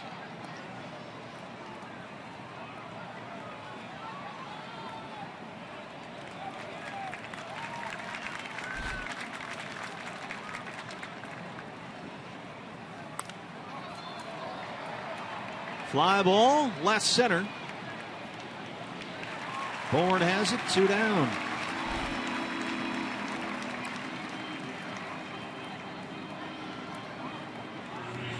Here's Goldie, who was 0 for 2. He has struck out twice.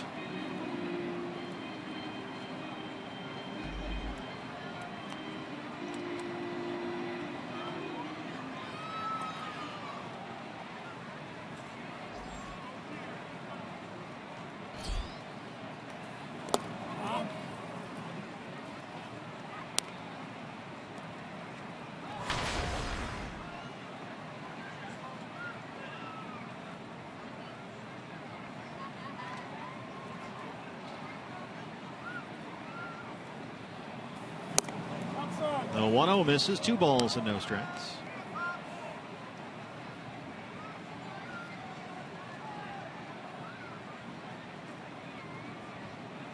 Goldie 3 for 11 in the series.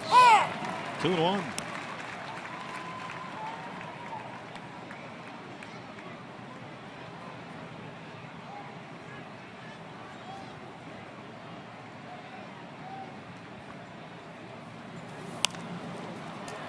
Jam shot, pop up, foul ground, first base side. Brzezinski. And Shelby Miller has retired 11 straight Diamondbacks, 6 innings without a hit. He's got a 1-0 lead.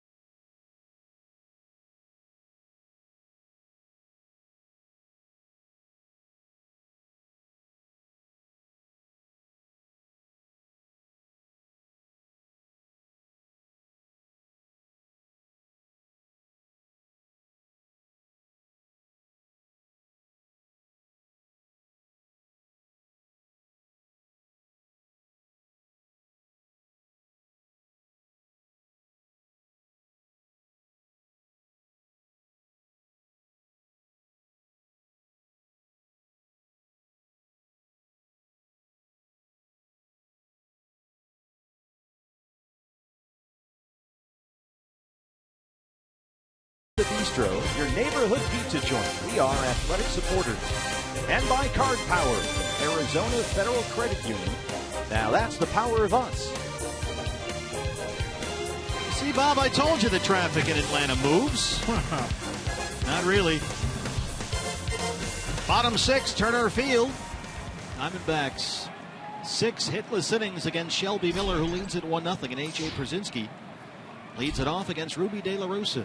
Shift is on for the Diamondbacks. That misses inside. 1-0.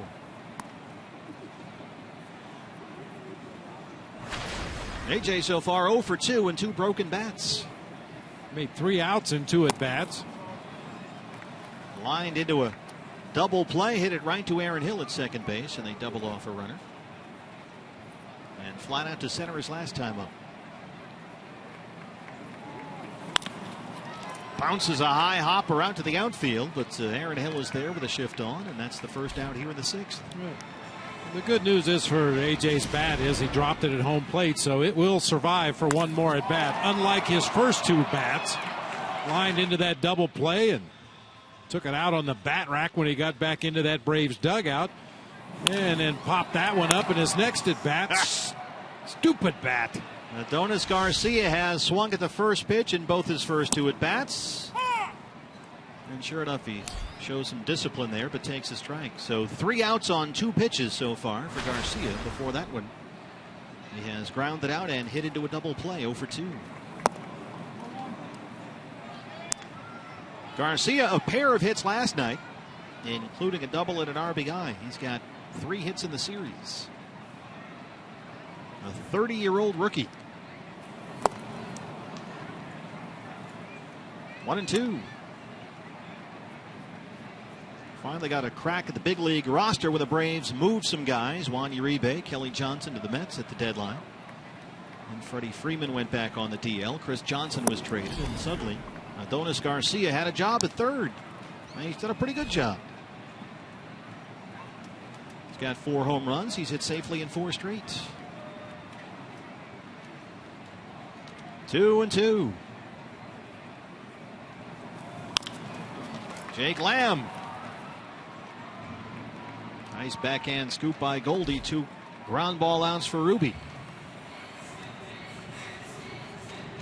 We haven't seen many of those one-hop throws from Jake over the last month or so. You may remember earlier this season, it seemed like every ground ball to third base was a one-hop throw to first, and Goldie had to pick him out of the dirt. But more recently, Jake has been right on with his throws across the diamond.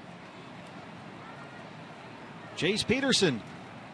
He singled to lead off the 5th. He has scored the game's only run.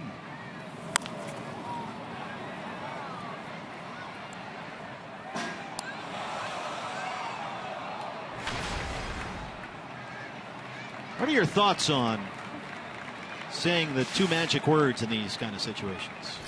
Because viewers always go nuts when you say the words, like we control what's happening on the field. Well, if that was the case, there'd be a no-hitter every day for a D-back pitcher. Pardon me, a what? A no-hitter. Here you go, just for the record. I state your name. Fly ball center. Ender backing up at the track, at the wall. He won't get there. And it's over the center field wall for a 2-out ground rule double. And Peterson's aboard for the 3rd time today. Well, you know how Hawk Harrelson feels about that. Call your friends, call your neighbors. Mark Burley's got a no-hitter going. Whole lot of he-gons. Yep, boy, that slider just caught enough of that outer third of the plate that Peterson was able to square it up to straightaway center. 1 hops over the wall out there. Gonna have to pitch around that 2-out base hit. Tradoslavich, the first baseman, has singled and flied out. 1 for 2. Trying to keep this a 1-0 ball game against Shelby Miller, who has retired. 18 of the last 19 he's faced. 6 innings of no-hit ball.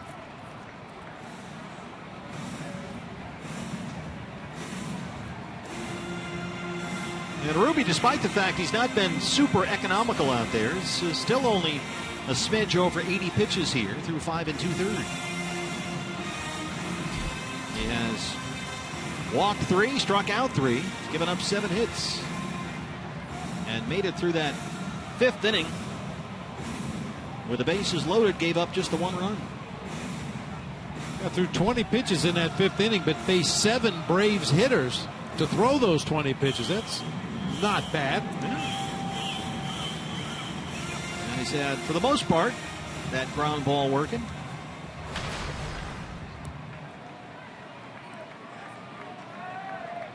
So here's Terdoslavich.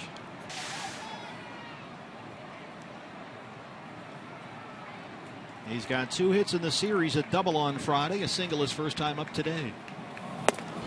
Missed inside, right on the hands, 1-0. Freddie Freeman, if you're just joining us, still out on the DL with an oblique injury. They think he'll be back Wednesday when the Braves are at San Diego.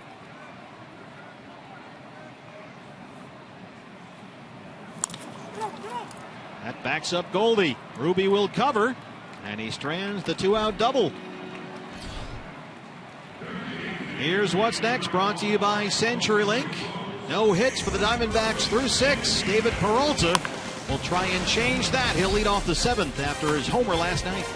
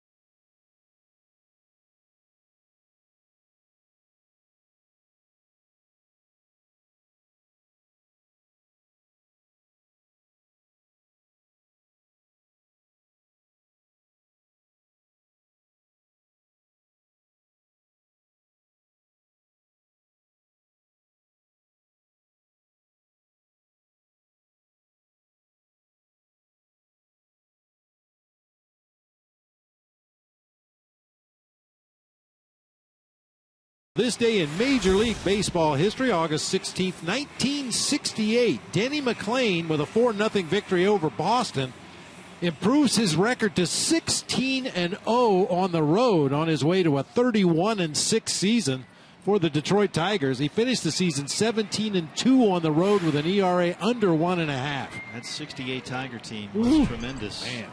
So Peralta leads off the 7th against Shelby Miller, who has retired 11 straight and 18 of the last 19 he's faced. So far, 6 no-hit innings. And there has been only one individual Brave pitcher to ever throw a no-hitter in Atlanta. Remarkable when you consider the pitching history here. In this city, they've been in Atlanta 50 years now. And that was Phil Niekro in 1973. The Braves knuckleball dancing that day. Probably did, huh? 1973, Phil Niekro. No hit San Diego. That was a day game. They won 9-0. Now the Braves do have a combined no-hitter in Atlanta. That was 1991 as Peralta draws a leadoff walk, the 4th walk issued by Miller. 1991 in September, Kent Burker, Mark Wohlers, Alejandro Pena, also, coincidentally, not ironically, against the Padres. That was a night game. They won 1-0. The only 2 no-hitters by the Braves here in Atlanta. Finished up by Alejandro Pena? Is that what you said? Yeah. First 8 innings took an hour. The last inning took an hour. Don't be bitter. Wellington Castillo. His nickname was Alejandro Rain de la Pena. It just kind of rolls right off your tongue. This is a guy that could come in and turn a 3-up, 3-down inning into a half an hour. Get him out there. Castillo was struck out and grounded out 0 for 2.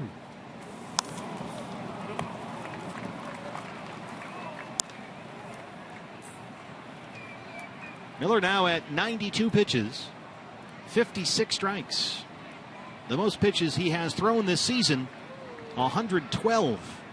And that's been the only time he's been over 106 in a ball game. He's been between 100 and 106 9 times. Ahead of Castillo, 0 2.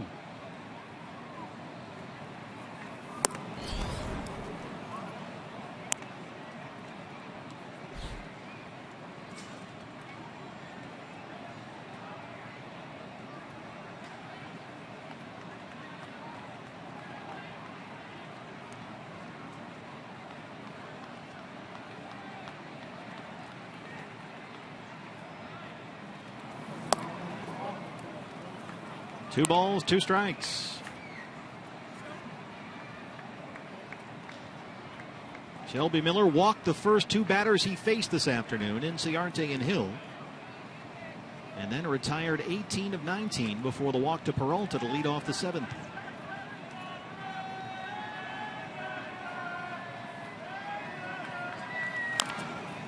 Two is fouled off. Well, this could lead to a tough decision for Roger McDowell, the pitching coach, and Freddie Gonzalez, the manager. If the pitch count continues to creep up there, he's at 96 right now. Got to remind you of the Diamondbacks' Edwin Jackson no-hitter back in 2010 against the Rays, threw 149 pitches because he walked 8 guys in that no-hitter. Miller has walked 4. He's got 8 strikeouts. 2-2. And there is some activity in the Atlanta bullpen. Peter Moylan just called up today.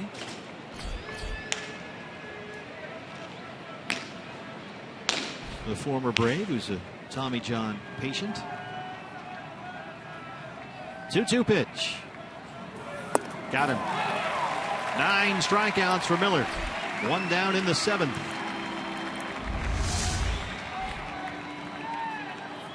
93-mile-an-hour heater up and off the plate inside that time. Wellington Castillo just could not hold up.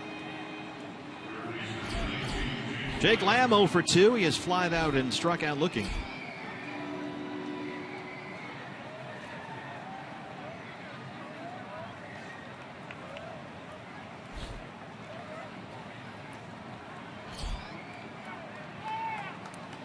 Shelby Miller has not won a ball game since May 17th. And that's despite the fact he's got the 6th best ERA in the National League. No run support and not a whole lot today.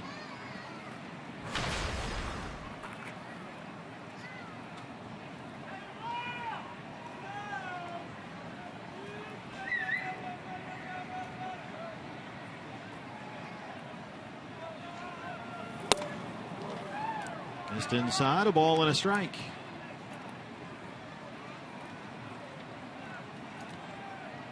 Miller winless in 15 straight starts. He has lost 8 straight decisions, despite the fact his ERA during that 15-start winless streak is 3.16. He has received no run support. 1-2. In fact, he has received the worst run support, or the lowest, of any pitcher in the major leagues.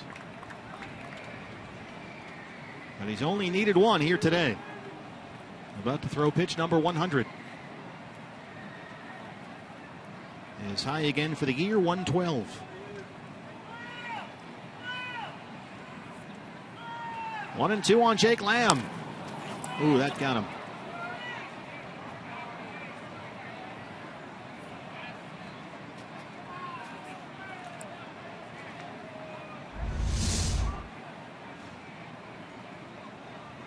It looked like it hit just inside of that ankle guard that he wears on the right foot.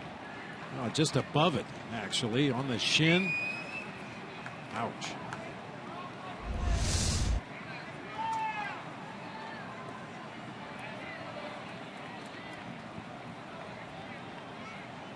It's always been amazing to me. I've talked about it many times. It hasn't stopped hurting, but guys have the ability to kind of put it on the back burner. I know it hurts, and I know it's going to hurt when I finish this at bat, but I've got to focus, and unfortunately swings through a slider for strike 3. 10 strikeouts for Shelby Miller. 2 down in the 7th.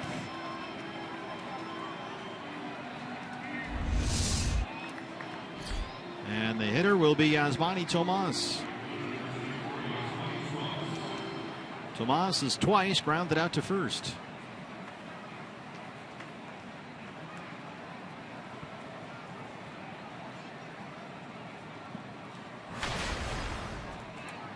David Peralta, the runner at first, 2 outs. Another roller for Doslovich, the backhander. Miller covers, and he's 6 outs away from a no-hitter. We stretch in Atlanta. Diamondbacks down 1-0.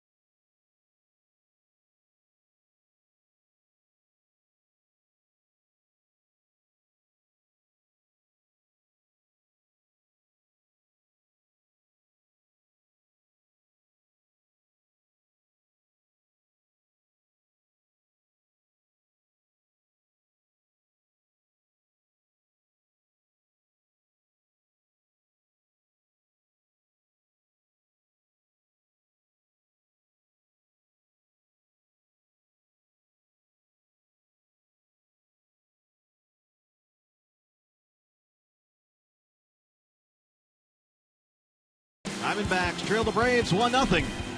As we are set for the bottom of the 7th here at Turner Field in Atlanta. Steve Berthune, Bob Brenly, and Todd Walsh with you. Ruby De La Rosa so far has done a pretty good job. Not spectacular, but effective. He's given up just 1 run on 7 hits. He has walked 3 and struck out 3. But Shelby Miller so far has thrown 7 no-hit innings. And here we are, 1-0. Yeah, I mentioned that Ruby De La Rosa, the 5th inning seems to be his kryptonite, and that's when the Braves scored their 1 run. The real key at bat in that inning was the walk to the pitcher, Shelby Miller. With a couple of guys on base, that loaded him up and set the way for Michael Bourne's grounder to Nick Ahmed that he could not handle. That's been the only run of the ball game. And Miller will bat 2nd in this inning. Simmons, Miller, Bourne, 8-9-1 in the Atlanta 7th. As we take a look at the rest of our road trip here, we are off to Pittsburgh right after this ball game. Let's Go Places, brought to you by your Valley Toyota dealer. We come your way tomorrow from PNC Park in Pittsburgh, where Jeremy Hellickson gets Garrett Cole, one of the hottest pitchers in baseball right now. First of 3 against the Pirates, then it's off to Cincinnati for 4 versus the Reds. I bet you Jeremy Hellickson gets a knock against Garrett Cole tomorrow. The way he's swinging the bat. Oh, yeah. I won't argue. Diamondbacks looking for 1 knock. They have yet to record a hit. But first, Ruby has to get through this 7th. And Andrelton Simmons, who doubled his last time up, will lead it off. The line on Ruby so far. Right, for the Diamondbacks offensively again, Jekyll and Hyde. 30 times this year they've scored 7 or more runs in a game, including last night. But 21 times they've scored 1 or no runs. Feast or famine. Trying not to get no hit.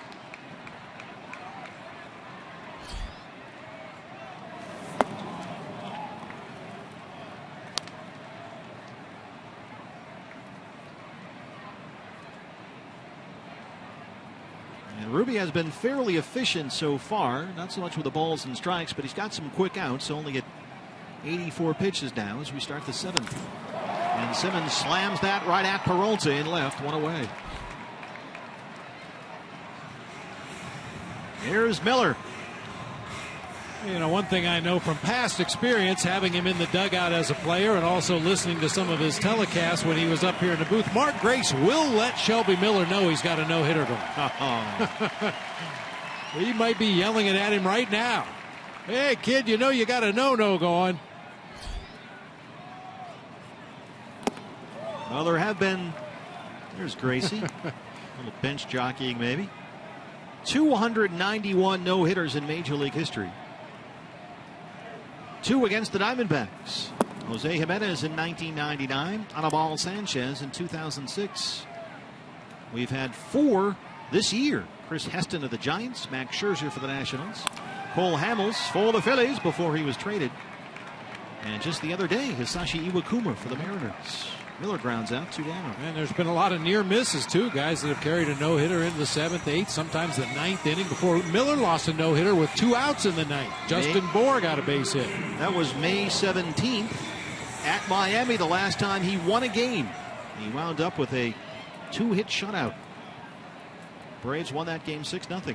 He walked 1, struck out 4, threw only 94 pitches. Michael Bourne. He doubled back in the 3rd.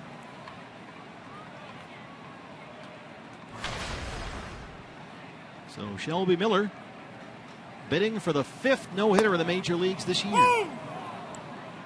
But on a tight pitch count, you never know how deep they'll let him go. But he's right about at his high for the year.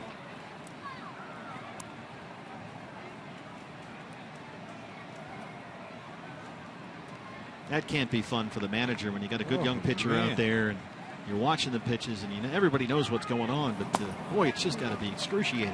When do I do it? Do I not?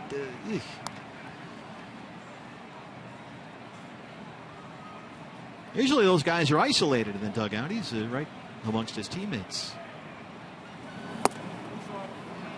Missed inside. Ruby wanted that. It's full 3-2.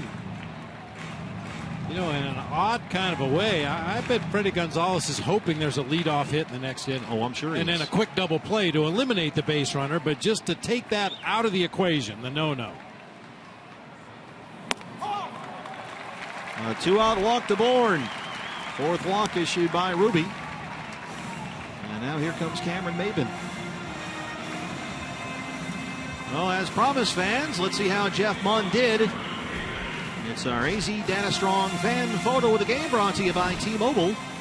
Oh, money. A swing and a miss. Day game after a night game. I guess I should have sat him today. Well, your only other choice was to go with Leo Gilmartin. Okay. And based on the shoes that Leo is wearing today, I'm not sure that's possible. Supposed to not wear sneakers on the flights. That's one of Chip's rules. Most of the time we wear jeans, but no sneakers. Leo, let's take a look at Leo's shoes now. You tell me, are these sneakers or dress shoes? They look like turf shoes. I snuck in there and took a photo of his shoes. He tried to hide them, but I got them. And that's, I'm sorry, but that's over the line. I would tend to agree with you. The ubiquitous Leo Gilmartin. Now, Leo says they're just casual shoes. Nice try. Let's see what Chip has to say. Yeah. It's a long walk to Pittsburgh. Yes, it is. 1,600 miles to be exact. No, actually, Atlanta to Pittsburgh, 685 miles. 1,600 miles from Phoenix here to Atlanta. Oh, well, he can walk that. Maybin singled in the 1st. He's 1 for 3.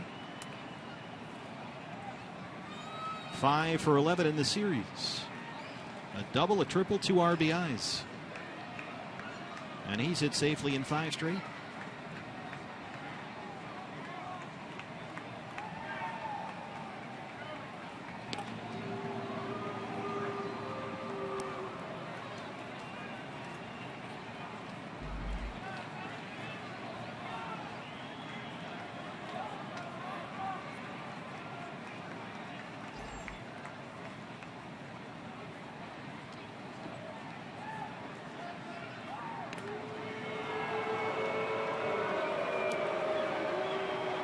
Diamondbacks have had only 4 base runners all day. All 4 reached via the base on balls. All 4 were stranded.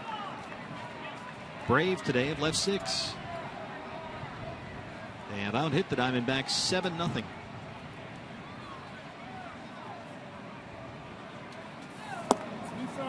Missed inside, 1-0. 95 pitches for Ruby, 54 strikes.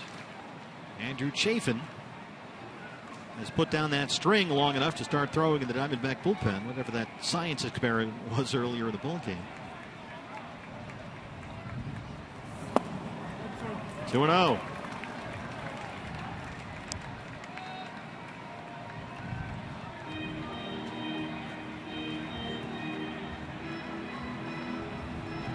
Ruby doing a little manicuring on the mound out there. About that point of the ball game where if you don't land in exactly the same hole as the guy in the other dugout, you start landing on the side of it, or heel hits in the middle of the hole.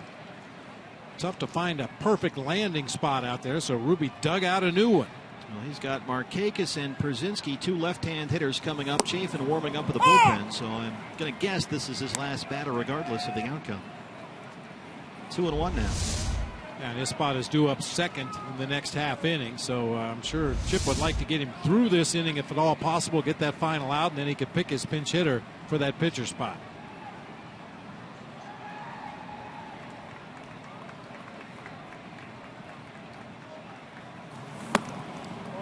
Three and 1. Well, he got the first 2 outs rather quickly here, but he walked Bohr, now behind on MAYBIN, 3 balls and a strike. Andrew Chafin.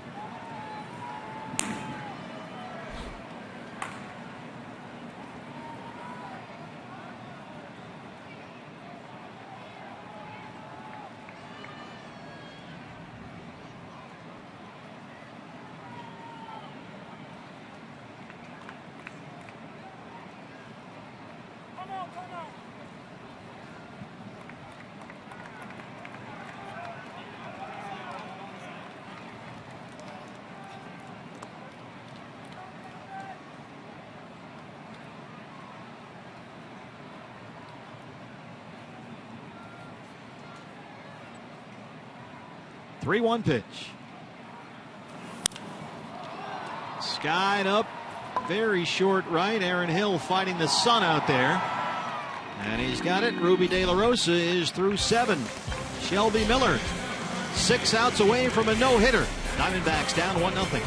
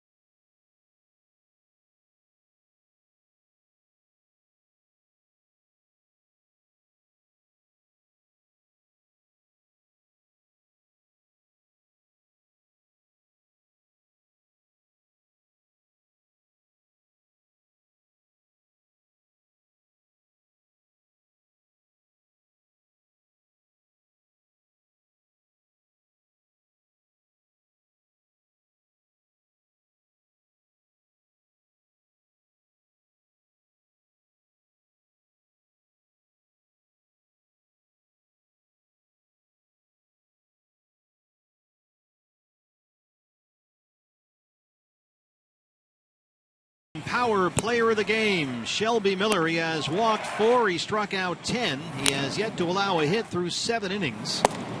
There have been 291 no-hitters in Major League Baseball history, 4 of them this year. Well, I said it before, after the first 2 batters of the game, you'd have never bet on this. Shelby Miller took 12 pitches to walk INCIARTE and Hill to start the ball game, but has just been lights out ever since.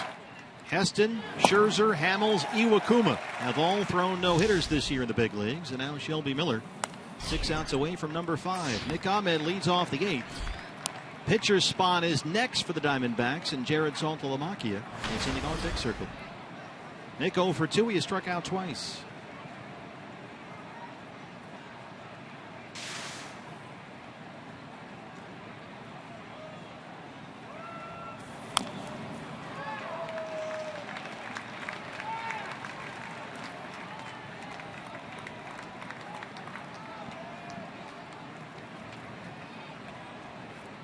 Diamondbacks have been no-hit twice in their history. Jose Jimenez in 1999. Anibal Sanchez in 2006. 0-2 on Ahmed. Reaches down and lifts a little blooper, and that one drops in for a base hit. Nick Ahmed breaks up the no-no to lead off the 8th.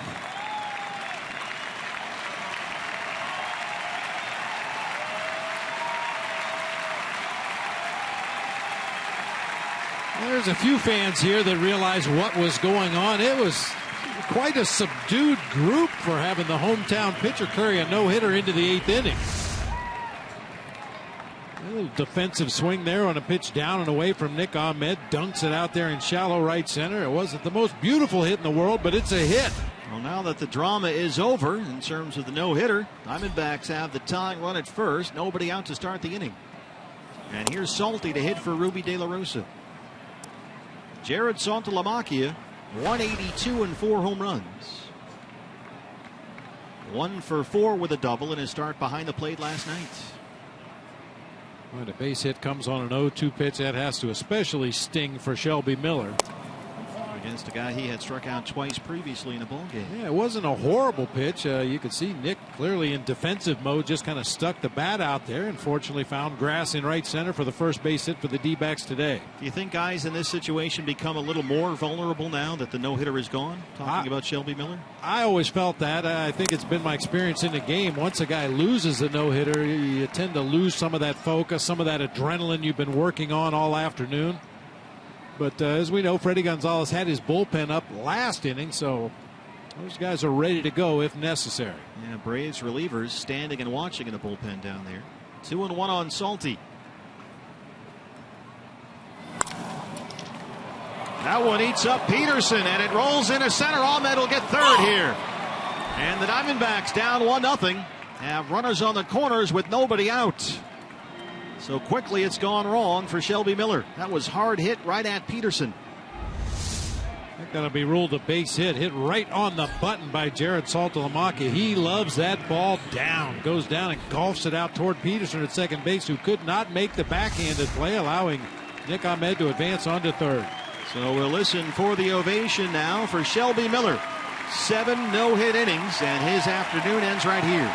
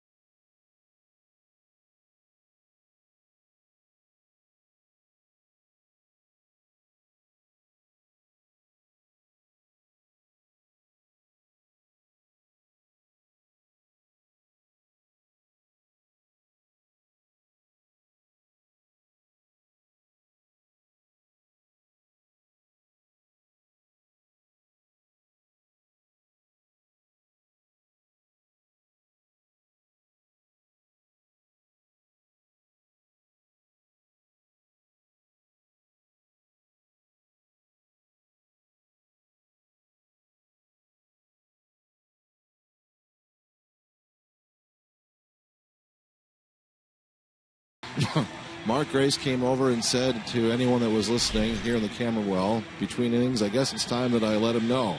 And indeed he did let Shelby Miller know that he was in the midst of crafting a no-hitter. And then, of course, Nick Ahmed broke it up. But I will tell you this, between innings, there wasn't chatter about the no-hitter. The chatter in that dugout was about Ruby De La Rosa, and Mark Grace was leading that charge before he did alert Shelby Miller, saying, hey, look, let's pick up Ruby here. And that's exactly what perhaps we're seeing right now. Yeah, Ruby, Todd, did a tremendous job of keeping his team in the ball game. He was not super sharp by any stretch today, but did a good job of wiggling off the hook whenever he got in trouble. And on for the Braves here. We saw him last night, the left-hander Ross Detweiler, who worked 1 inning, gave up a hit and a walk. He had a strikeout through 22 pitches. And he inherits a bit of a mess here. 1-0 in the 8th, nobody out. Nick Ahmed is the tying run at third. Chris Owings, running for Jared Saltalamacchia, is the go-ahead run at first. And the batter is Ender Inciarte. And Phil Niekro is still the only Brave ever to throw a no-hitter in Atlanta, 1973.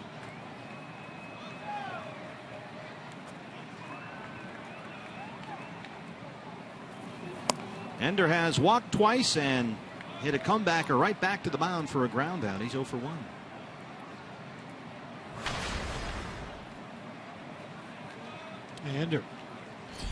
Ender showing bunt on that first pitch. I would assume it would be just a sacrifice attempt to move Chris Owings into scoring position as well. And if it happens to be a perfect bunt, maybe Nick Ahmed could sneak home from third. Tradoslavich will hold Owings on the bag at first. Garcia in a bit at third. Sort of shadowing the runner Nick Ahmed down there. The signs from Andy Green at third.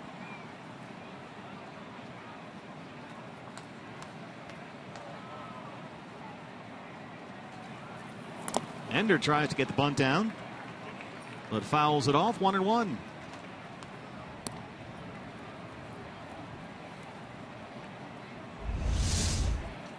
I'm not sure if this came from the bench or Ender's just trying to do it on his own.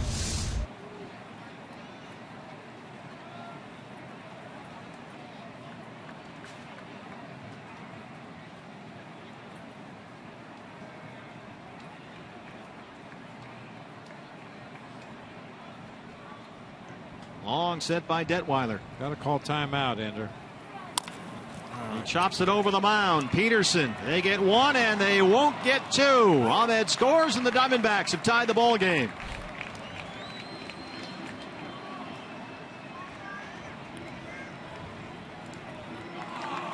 So Ahmed leads off the inning by breaking up the no-hitter, and he scores the tying run. Here comes Freddie Gonzalez. Just about the time Ender relaxed and got ready to call timeout, Detweiler delivered the ball to home plate. That slow chopper up the middle.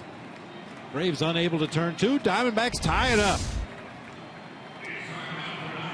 And Detweiler exits. 1-1 ball game. Back in a moment.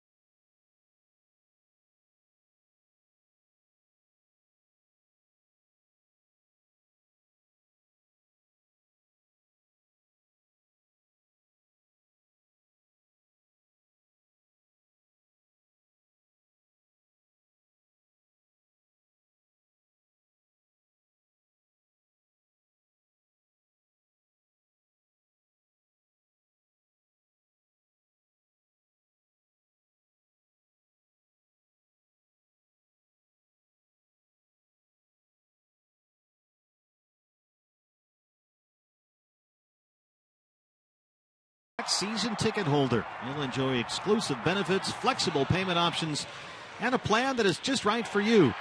You can design your own at dbacks.com/tickets. Well, Peter Moylan is on for the Braves. He was called up from AAA Gwinnett today. He missed all of last year, recovering from Tommy John surgery. Signed a minor league deal with Atlanta back in March, and he is, this is amazing, the 56th, 56th different player the Braves have used this year. And that's a franchise record. They used 39 last year. They've used 56 this year in a period of transition. Aaron Hill. Ender Inciarte at first, 1 out, a run in.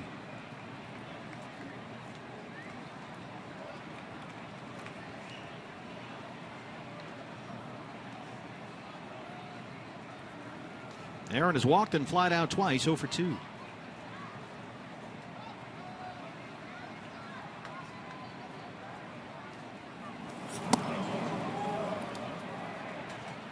Sinker slider combination from Moylan. Basically just a two-pitch guy. Very nearly plunks Aaron Hill with this delivery. That tailing fastball just misses that left leg. Moylan, 27 appearances with the AAA Gwinnett Braves.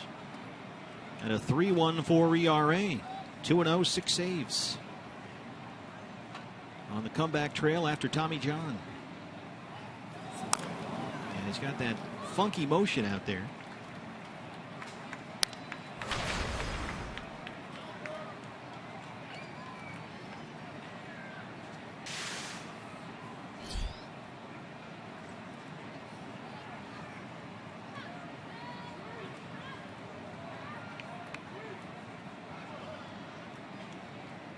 Go ahead, run at first base, 1 out.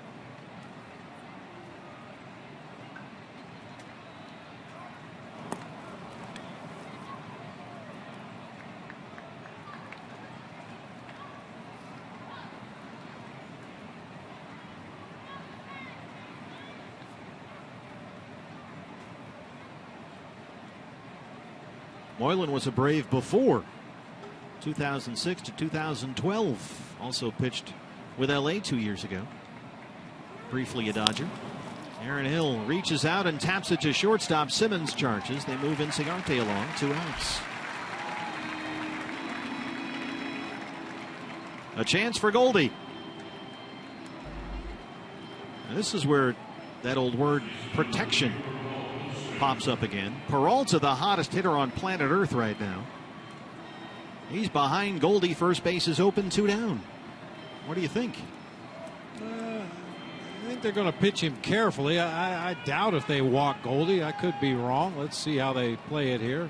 AJ getting down in the crouch. They're going to go after him. I think had Goldie squared up a few balls in this series, they might think twice about it. But even his 3 hits in this series have been softly hit floaters that have dropped in front of the outfielders.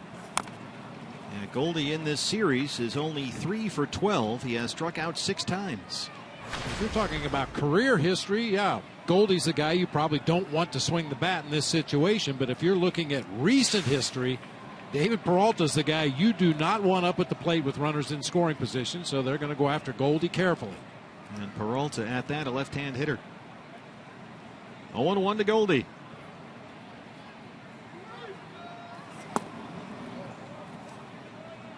Goldie struck out 3 times last night. He's punched out twice today, 0 for 3. Missed some high fastballs from Shelby Miller. Swung right through him. But a lot of guys did that today. Yeah. He struck out 10.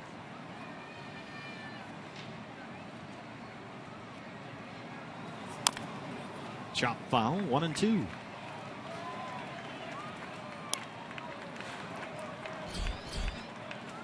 Braves in the bottom of the 8th will have 3, 4, and 5. Markakis, Pierzynski, and Garcia.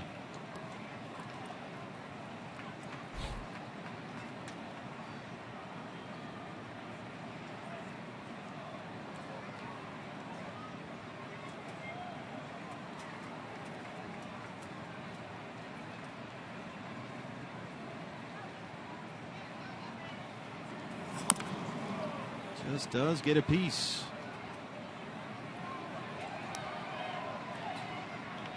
Should Goldie reach, you would have Peralta, the left-hand hitter, coming up. Matt Marksbury, the lefty who we saw last night, is warming up with the Braves bullpen. There he is. He walked Peralta in the 9th last night.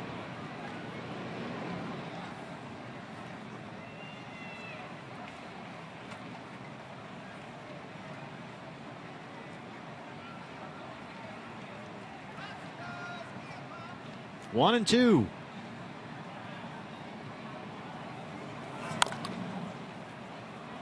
In the D-back dugout. Look out down there.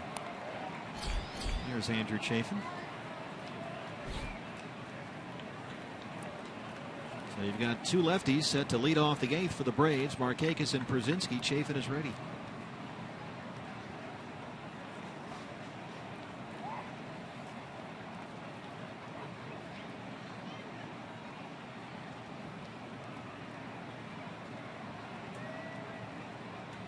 Another 1-2 pitch. In the air, right center. MAYBIN on the run at the track, and he runs it down. And Moylan takes a deep breath, but strands that go-ahead run. Cameron MAYBIN, one more time, goes in a gap in right center to take extra bases away from a Diamondback, but they break up the no-no and they tie the ball game, 1-1.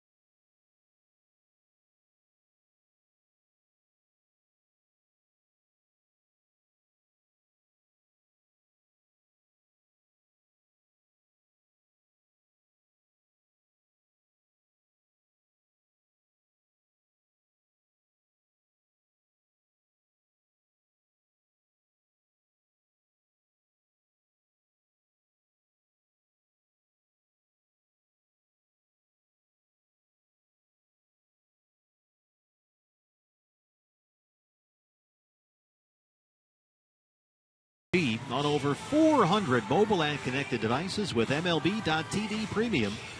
You'll get real-time highlights, live look-ins, a pitch tracking widget, and more every night on every device. Blackout and other restrictions to apply, so check MLB.TV for all the details. It's Arizona Diamondbacks baseball presented by Sanderson Ford. 1-1 ball game here as we start the bottom of the 8th inning. Steve Berthune, Bob Brenly, and Tom Walsh with you.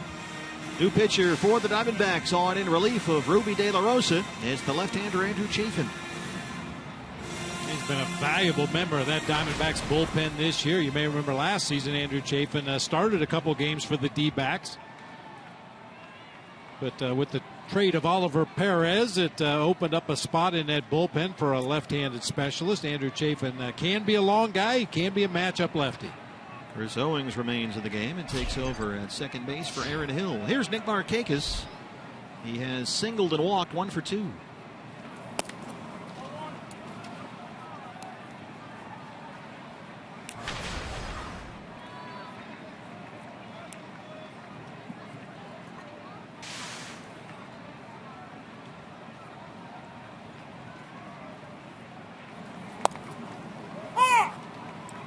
One and one. Markakis just 1 for 10 in the series. Diamondbacks have done a good job containing him. He's top 5 in the league in hits, but has faced a lot of left-hand pitching in this series. Robbie Ray started Friday, Patrick Corbin last night, and now he's up there against Chafin. And prior to this series, MARKAKIS had been red hot up there, hitting .360 over his previous 21 games going into Friday, including both of his 2 home runs this year. Reaches down and lifts that to shortstop. Ahmed's under it. And that's the first out in the 8th.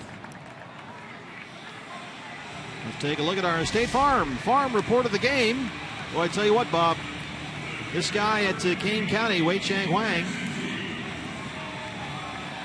How about this? Speaking of no-hitters, 5 hitless innings for Kane County. Dealing. 1 out for Pierzynski, who's 0 for 3. Gone through a few bats.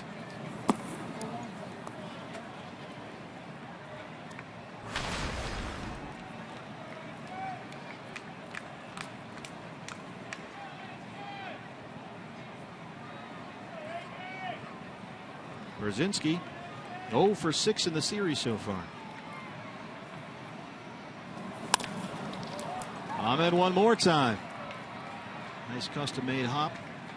Bell tie for the second out. And Pierzynski 0 for 4.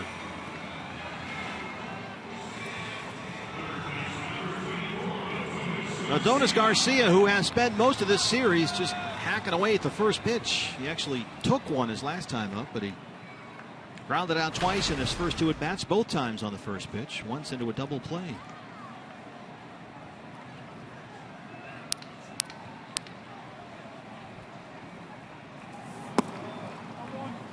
Showing tremendous discipline up there. It's 1-0. How about that? That third at bat had to feel like an eternity.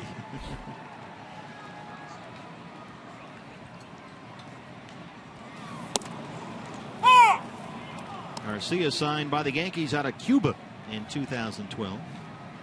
He hit about .320 with their AAA team in Scranton last year, but was let go in April and signed by the Braves. They've run through some third basemen here, but they think they found the solution. They traded for Hector Oliveira, another Cuban. Dodgers gave him $32 million and then traded him to the Braves, and they think he'll be here soon as team president John Hart reshapes the roster.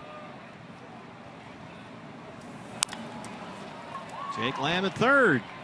Nice high hopper right to him. 3 quick outs for Chafin. We go to the 9th, the 1-1 ball game at Turner Field.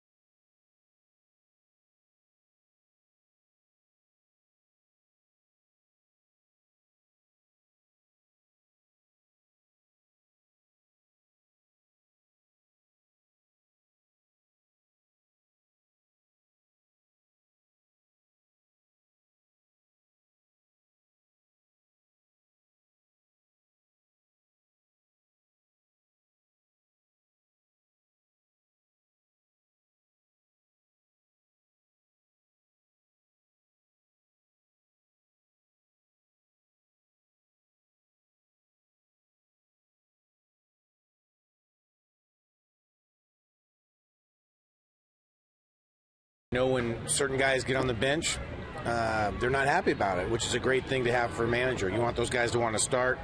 So I feel like being able to rotate the outfielders, rotate Hill into second base now with Owens moving over to some shortstop, and then also Hill playing and Romack playing some third, gives us the opportunity to rest everybody.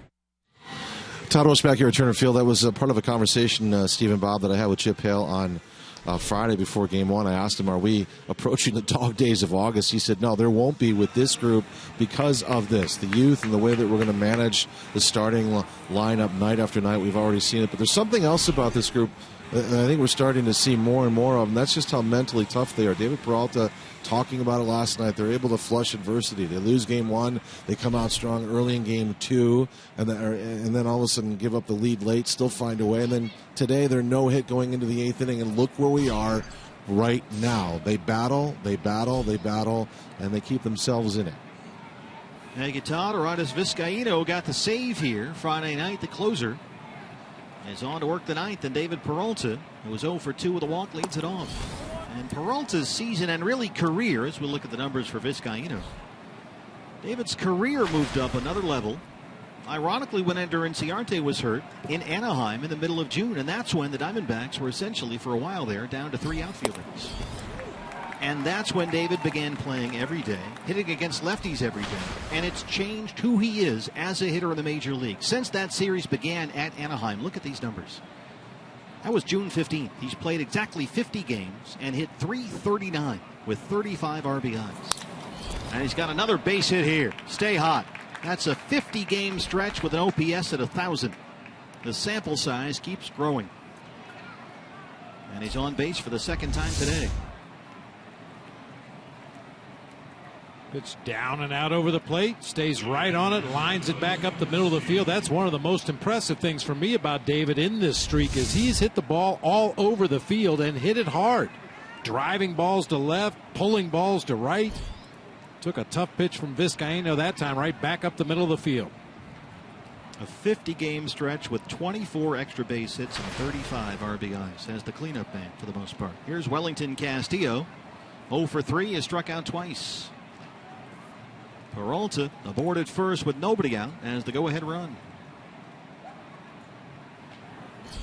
Brad Ziegler warming up just in case. Brad threw 13 pitches last night and worked the 9th. D-backs 1-8-4. Rubber game here today. B fouls that into the seats.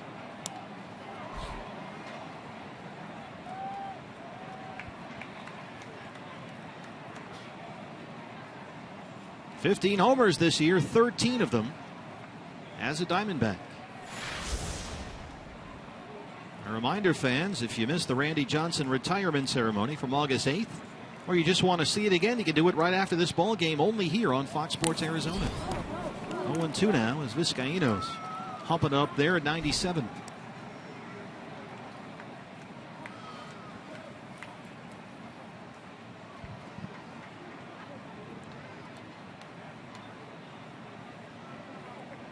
Wellington struck out 3 times Friday.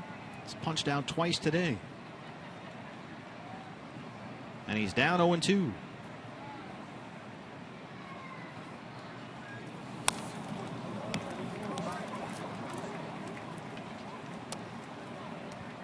And we heard skipper Chip Hale talking about using everybody on that roster, 25 starters over there in that dugout. And, you know, I think that's a valuable lesson for these young Diamondbacks. They have the youngest average age for their position players, the second youngest in their pitching staff. And if you can learn very early on in your big league career that it takes everybody, takes all 25 guys plus some from the minor leagues over the course of a long season, everybody has to contribute, everybody has to rest. The sooner you can learn that, the more valuable a piece you're going to be for Chip Hale. And he has done a really good job of rotating guys through. And there's always a fresh guy ready. It's the next man up theory that we see with Bruce Arians and the Cardinals. Peterson, Simmons, and they roll it. Vizcaíno gets the double play ball, quickly 2 down.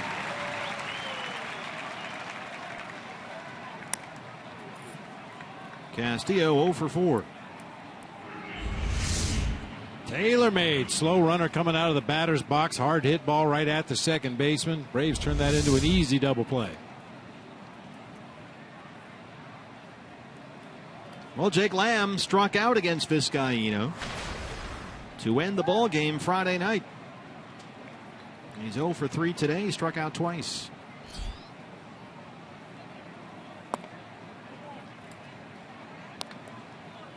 I've not seen the Braves do a whole lot of shifting defensively in this series. No.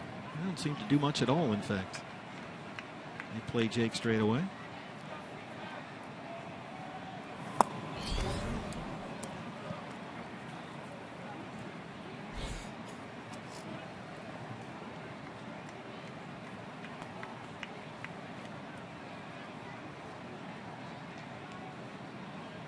Well, this is a 1-pitch, 1-zone count right here. 2-0 against a fastball pitcher. Got a good pitch to hit right there. Put an aggressive swing on it. Just got underneath it a little bit. Just look for a pitch in one spot. And try to whirly bird. I mean, I know they say don't try to hit home runs. They'll come by accident. But in a 1-1 game in the 9th inning, you've got the count in your favor against a guy that likes to throw his fastball. Gear it up. Get ready to hit that fastball if it's in your location. Jake has hit safely in 3 straight and 6 of his last 7. That one misses upstairs at 99.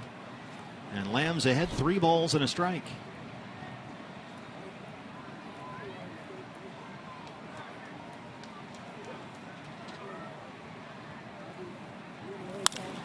This is headed for left center field. Bourne is there, though, and he runs it down. We'll go to the bottom of the 9th at Turner Field. D-backs and Braves tied at 1.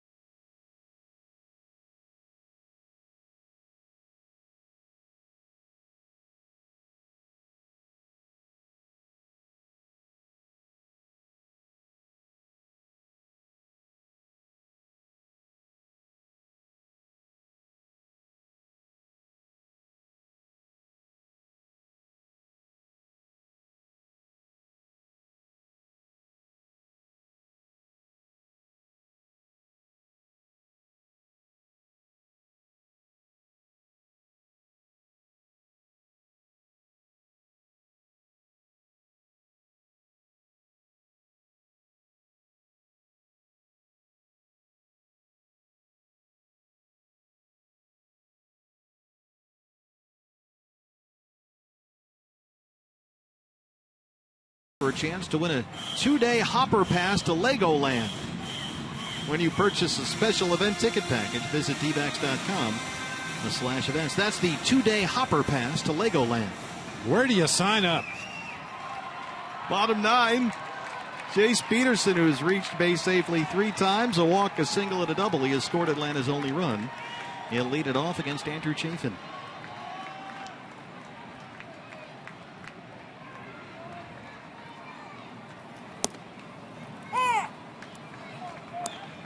Peterson walked in the 2nd, singled and scored in the 5th, doubled his last time up. Pretty good day for him after he was 0 for 5 with 3 strikeouts last night. Chafin ahead 0-2.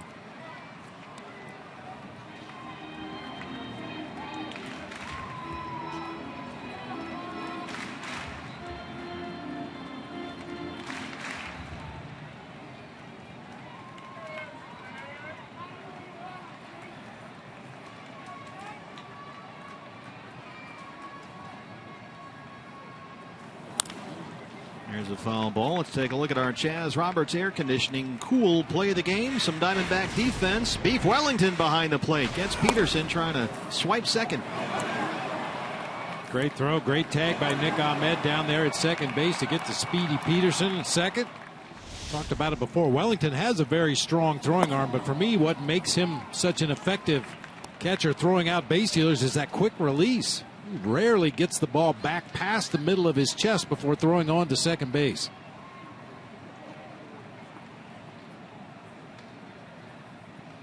One and two. And that's the strikeout right there. First strikeout for Chafin, who's retired all four he's faced.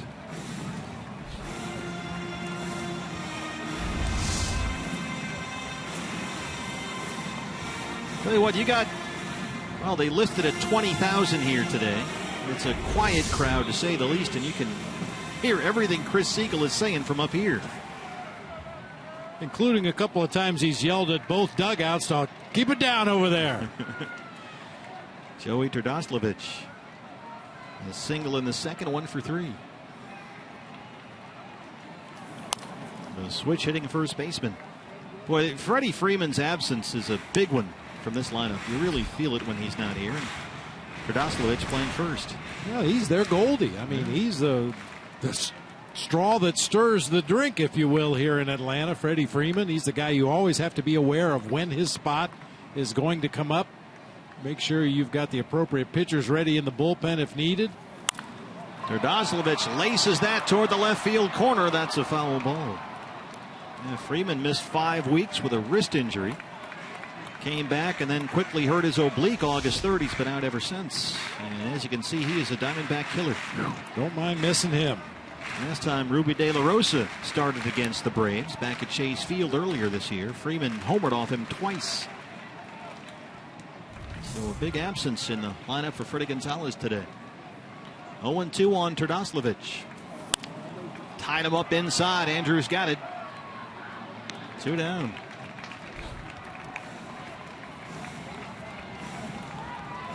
Brings up Andrelton Simmons.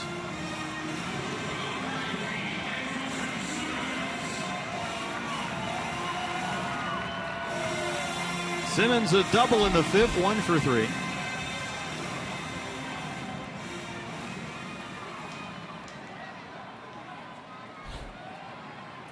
And hitting only about 215 since July the 1st. He's at 257 on the year. Strike one. Simmons missed 6 games earlier this month. A bone bruise on his right thumb. Injured attempting a diving catch. And he's been back in the lineup for about a week.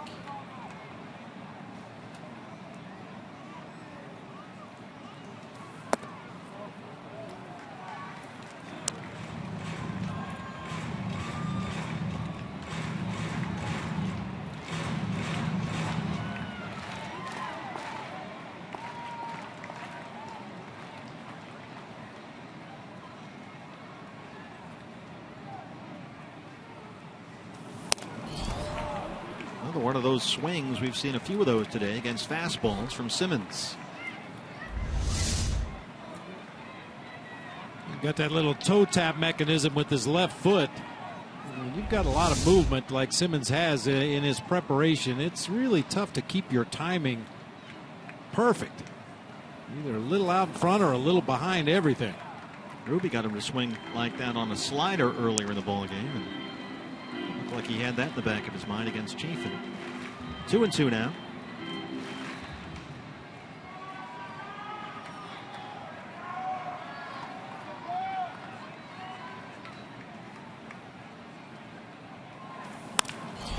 Chase it up the middle.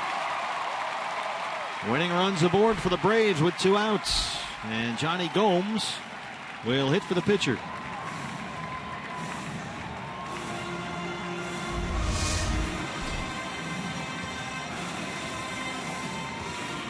Much quicker swing that time from Simmons. It's that line drive right back up the middle of the field for a 2-out single. Well, Johnny Gomes, the right-hand hitter, announced as the pinch hitter. And Chip Hale is out to the mound to go get his lefty. And Gomes has been a very effective pinch hitter for the Braves this year. 7 for 25 in that role, including a home run. So Chip taking no chances. Pitching change back after this.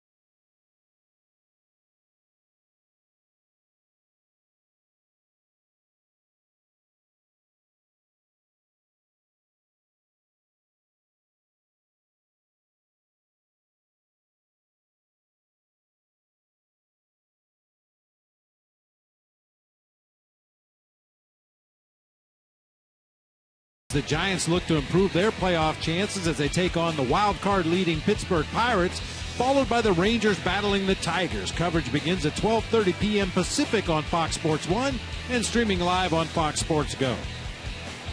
The famous Fox Theater here in Atlanta, right off Peachtree Street. Bottom 9, 2 outs, 1-1 ball game.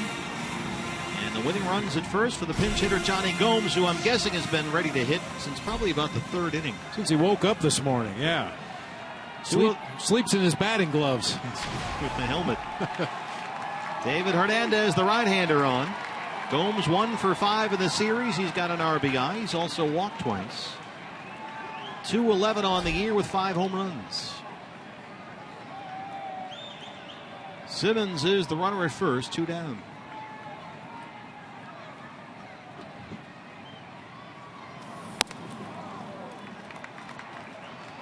As we mentioned before the break, Jonny Gomes 7 for 25 as a pinch hitter this year.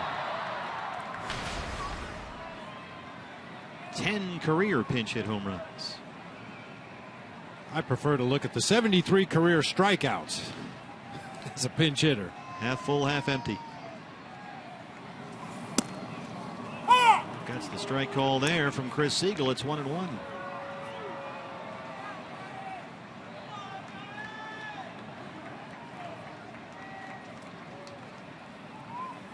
Hernandez worked last night through just 6 pitches.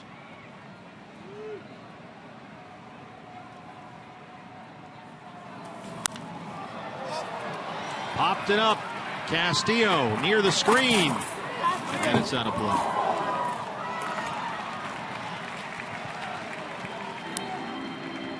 One and two.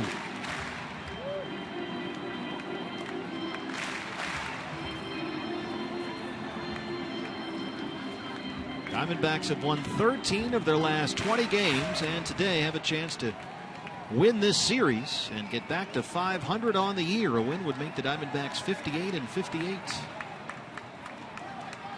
From here it's on to Pittsburgh for 3, Cincinnati for 4. 1 and 2 on Gomes.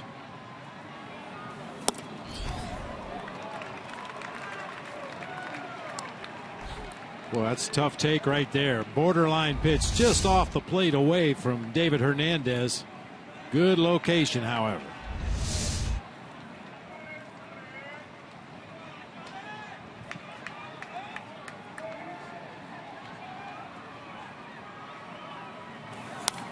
Two is fouled back. David throwing hard, 95.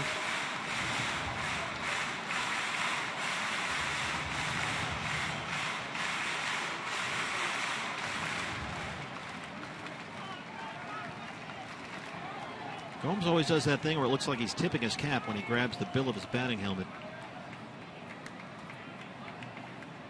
Right there. Not sure what the pitcher is supposed to infer there. Smashes that one foul.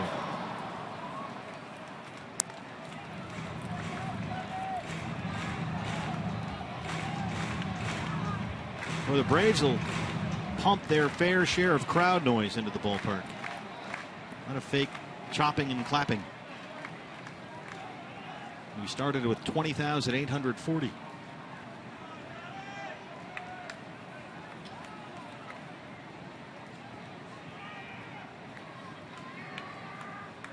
Two and two. Just missed. It's full. Michael Bourne would be next, the leadoff man. Front door breaking ball, not the location he was trying for. You don't want to leave a breaking ball up over the inside part of the plate.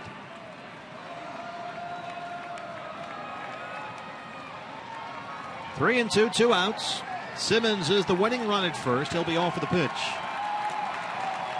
There goes the runner. Ball four. Man. Chris Siegel not biting. And that looked like a pretty good pitch from David Hernandez.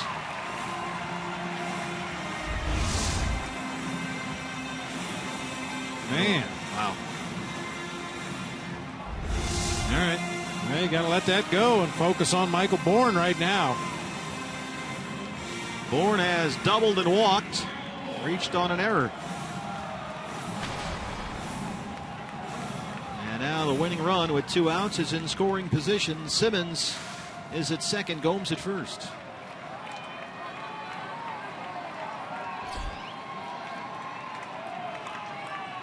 And now a single likely wins you the ball game.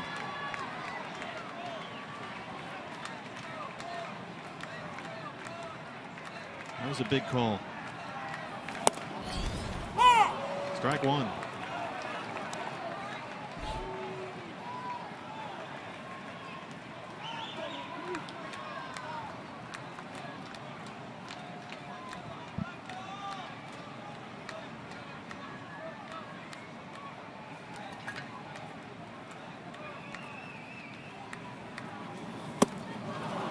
Oh and 2.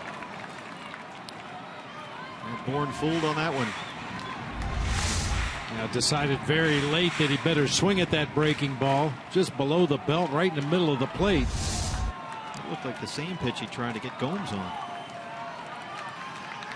Stuck that one in the back door that time. 0 and 2. Nice block by Wellington.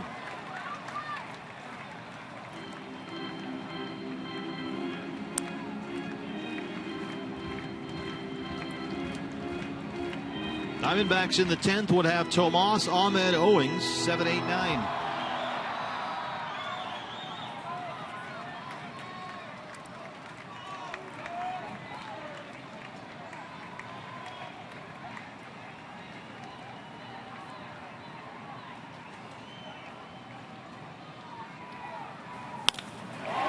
Right center. Tomas Inciarte is there to save the day. Inciarte, go get him. And he keeps it a 1-1 ball game. What a play. That was headed for a walk-off, and Ender Inciarte brings it back. We'll play extras in Atlanta. Wow.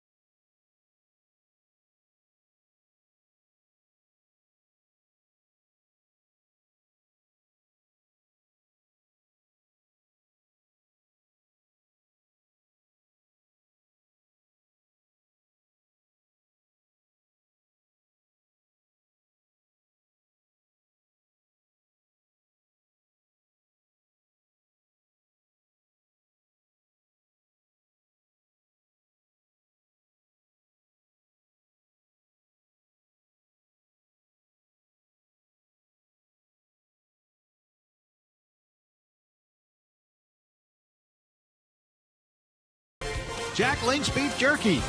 Feed your wild side. Feed it. What a play by Ender Inciarte. A Superman leap to save the day. And we are in the 10th at Turner Field. That was a walk-off winner for sure. Off the bat of Michael Bourne. Boy, and I was specifically watching Ender Inciarte because he had been shading Michael Bourne over to the gap in left center and playing very shallow. But right before that last pitch, he moved 3 steps over towards center field, which gave him just enough time to catch up with that drive and make the catch. And so here we are, top of 10. And the new pitcher for the Braves is the veteran right-hander David Aardsma. We saw Aardsma in the series opener on Friday. He threw 2 innings and 35 pitches. Yasmani Tomas leads off the 10th.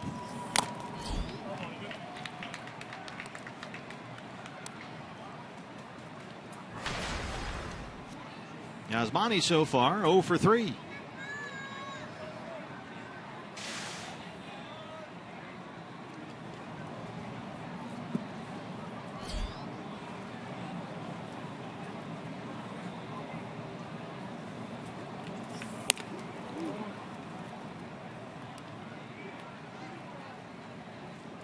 David Aardsma, the 5th Brave pitcher this afternoon, but number 1 in the baseball register. Displaced Hank Aaron with the AA last name. And now he's pitching for the Braves. Big cut from Yasmani. It's a ball and 2 strikes.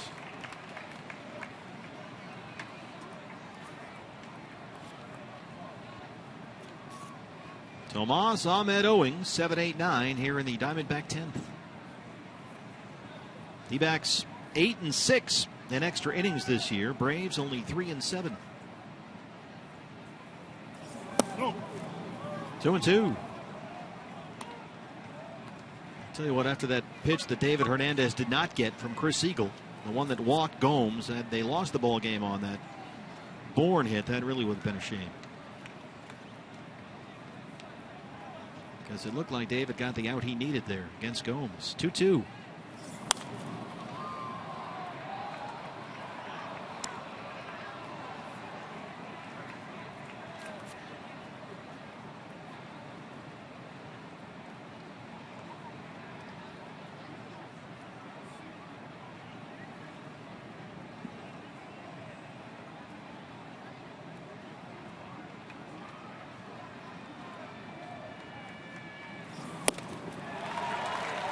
Right by Tomas, who's 0 for 4. 1 down in the 10th.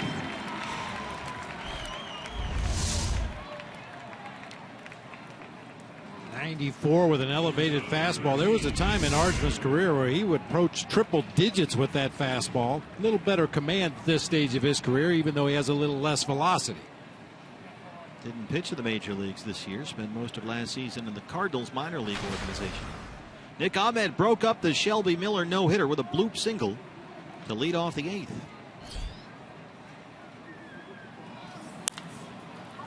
Skies this one near the Diamondback dugout, and out of play. Nick had 2 strikes on him in that at bat against Miller. Just kind of was in self-defense mode, reached down and poked the bat at it, and it dropped in over the head of Peterson at second. And then Saltalamacchia followed with a pinch hit single, and that was it for Shelby Miller, who threw 7 no-hit innings. Walked 4, struck out 10.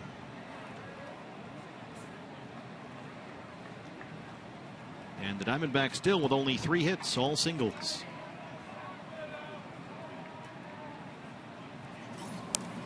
Nick trying to bunt for a base hit, fouled back, 0-2. Like he was trying to push that ball to the first base side of the field, perhaps take advantage of Joey Turdoslavich.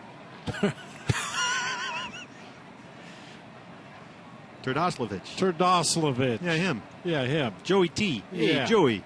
A little bit inexperienced down there at first base. Try to bunt that ball in that Bermuda Triangle on the right side. Turdoslavich. Just flows off the tongue. Joey T, I like to call him. Hey, Joey.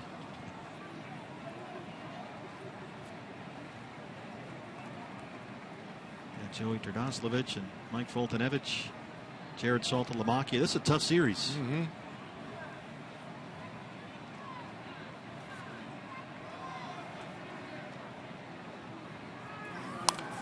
Brzezinski. Yeah, that's no picnic either. Boy, this is a Scrabble all-star team on the field here in this series. Those guys with those confusing last names, they just drive you nuts. Wait, what?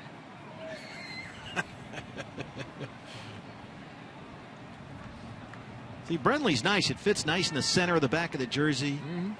You know, 6 letters, easy. Sometimes people add a 7th, but that's all right. It's about as bad as it gets. Called strike 3. Ahmed strikes out for the 3rd time today. And boy, Chris Siegel, he missed that one on Hernandez in the bottom of the 9th, and he missed this one on Ahmed in the 10th. Just a little bit off the plate. Not terrible, but Hernandez had one closer that was called a ball. It's just so frustrating as a hitter. You know, your hitting coach preaches to you pre-game every day, swing at strikes, and then you get called out on a pitch that's clearly out of the strike zone. What are you supposed to do? Well, first at bat today for Chris Owings, who came in the 8th inning to pinch run for Salty. 232 and 3 homers. Hitless in the series, does have an RBI. Laces that one foul down the left field line. And Chris Owings, stop me if you've heard this before, is down 0-2.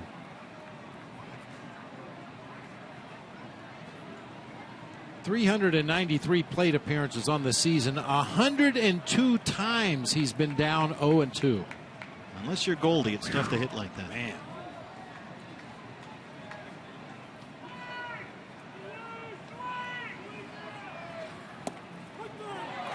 Called strike 3. That changeup just hung there, but he got the inside part of the plate, said Chris Siegel. Arzma strikes out the side in order. Bottom 10 coming up.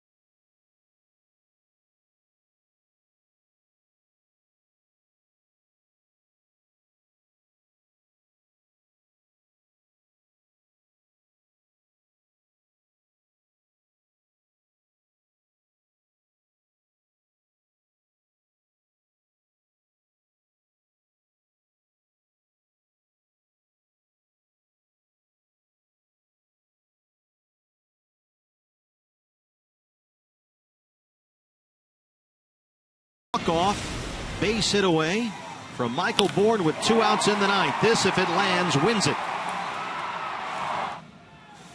No chance for Tomas. He was shaded toward the right field line. He was going to have trouble catching up to that ball, but Ender Inciarte, we mentioned, had just shifted a few steps in that direction, allowed him to get to that ball and keep this game alive. David Hernandez, still the Diamondbacks pitcher. He'll work to MAYBIN, Markakis, Pierzynski, 2, 3, and 4. The Braves 10th. MAYBIN singled his first time up, 1 for 4.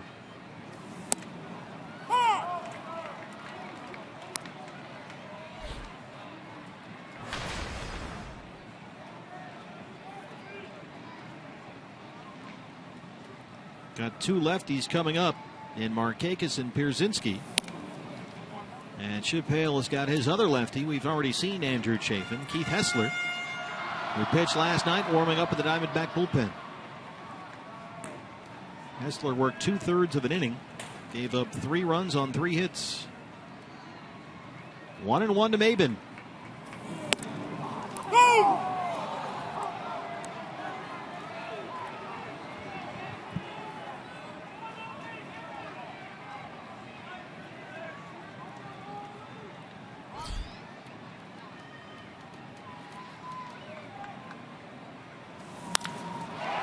Gives it a ride out to left and gone. Braves win it. Cameron MAYBIN, his 9th, walks it off. 2-1 Atlanta.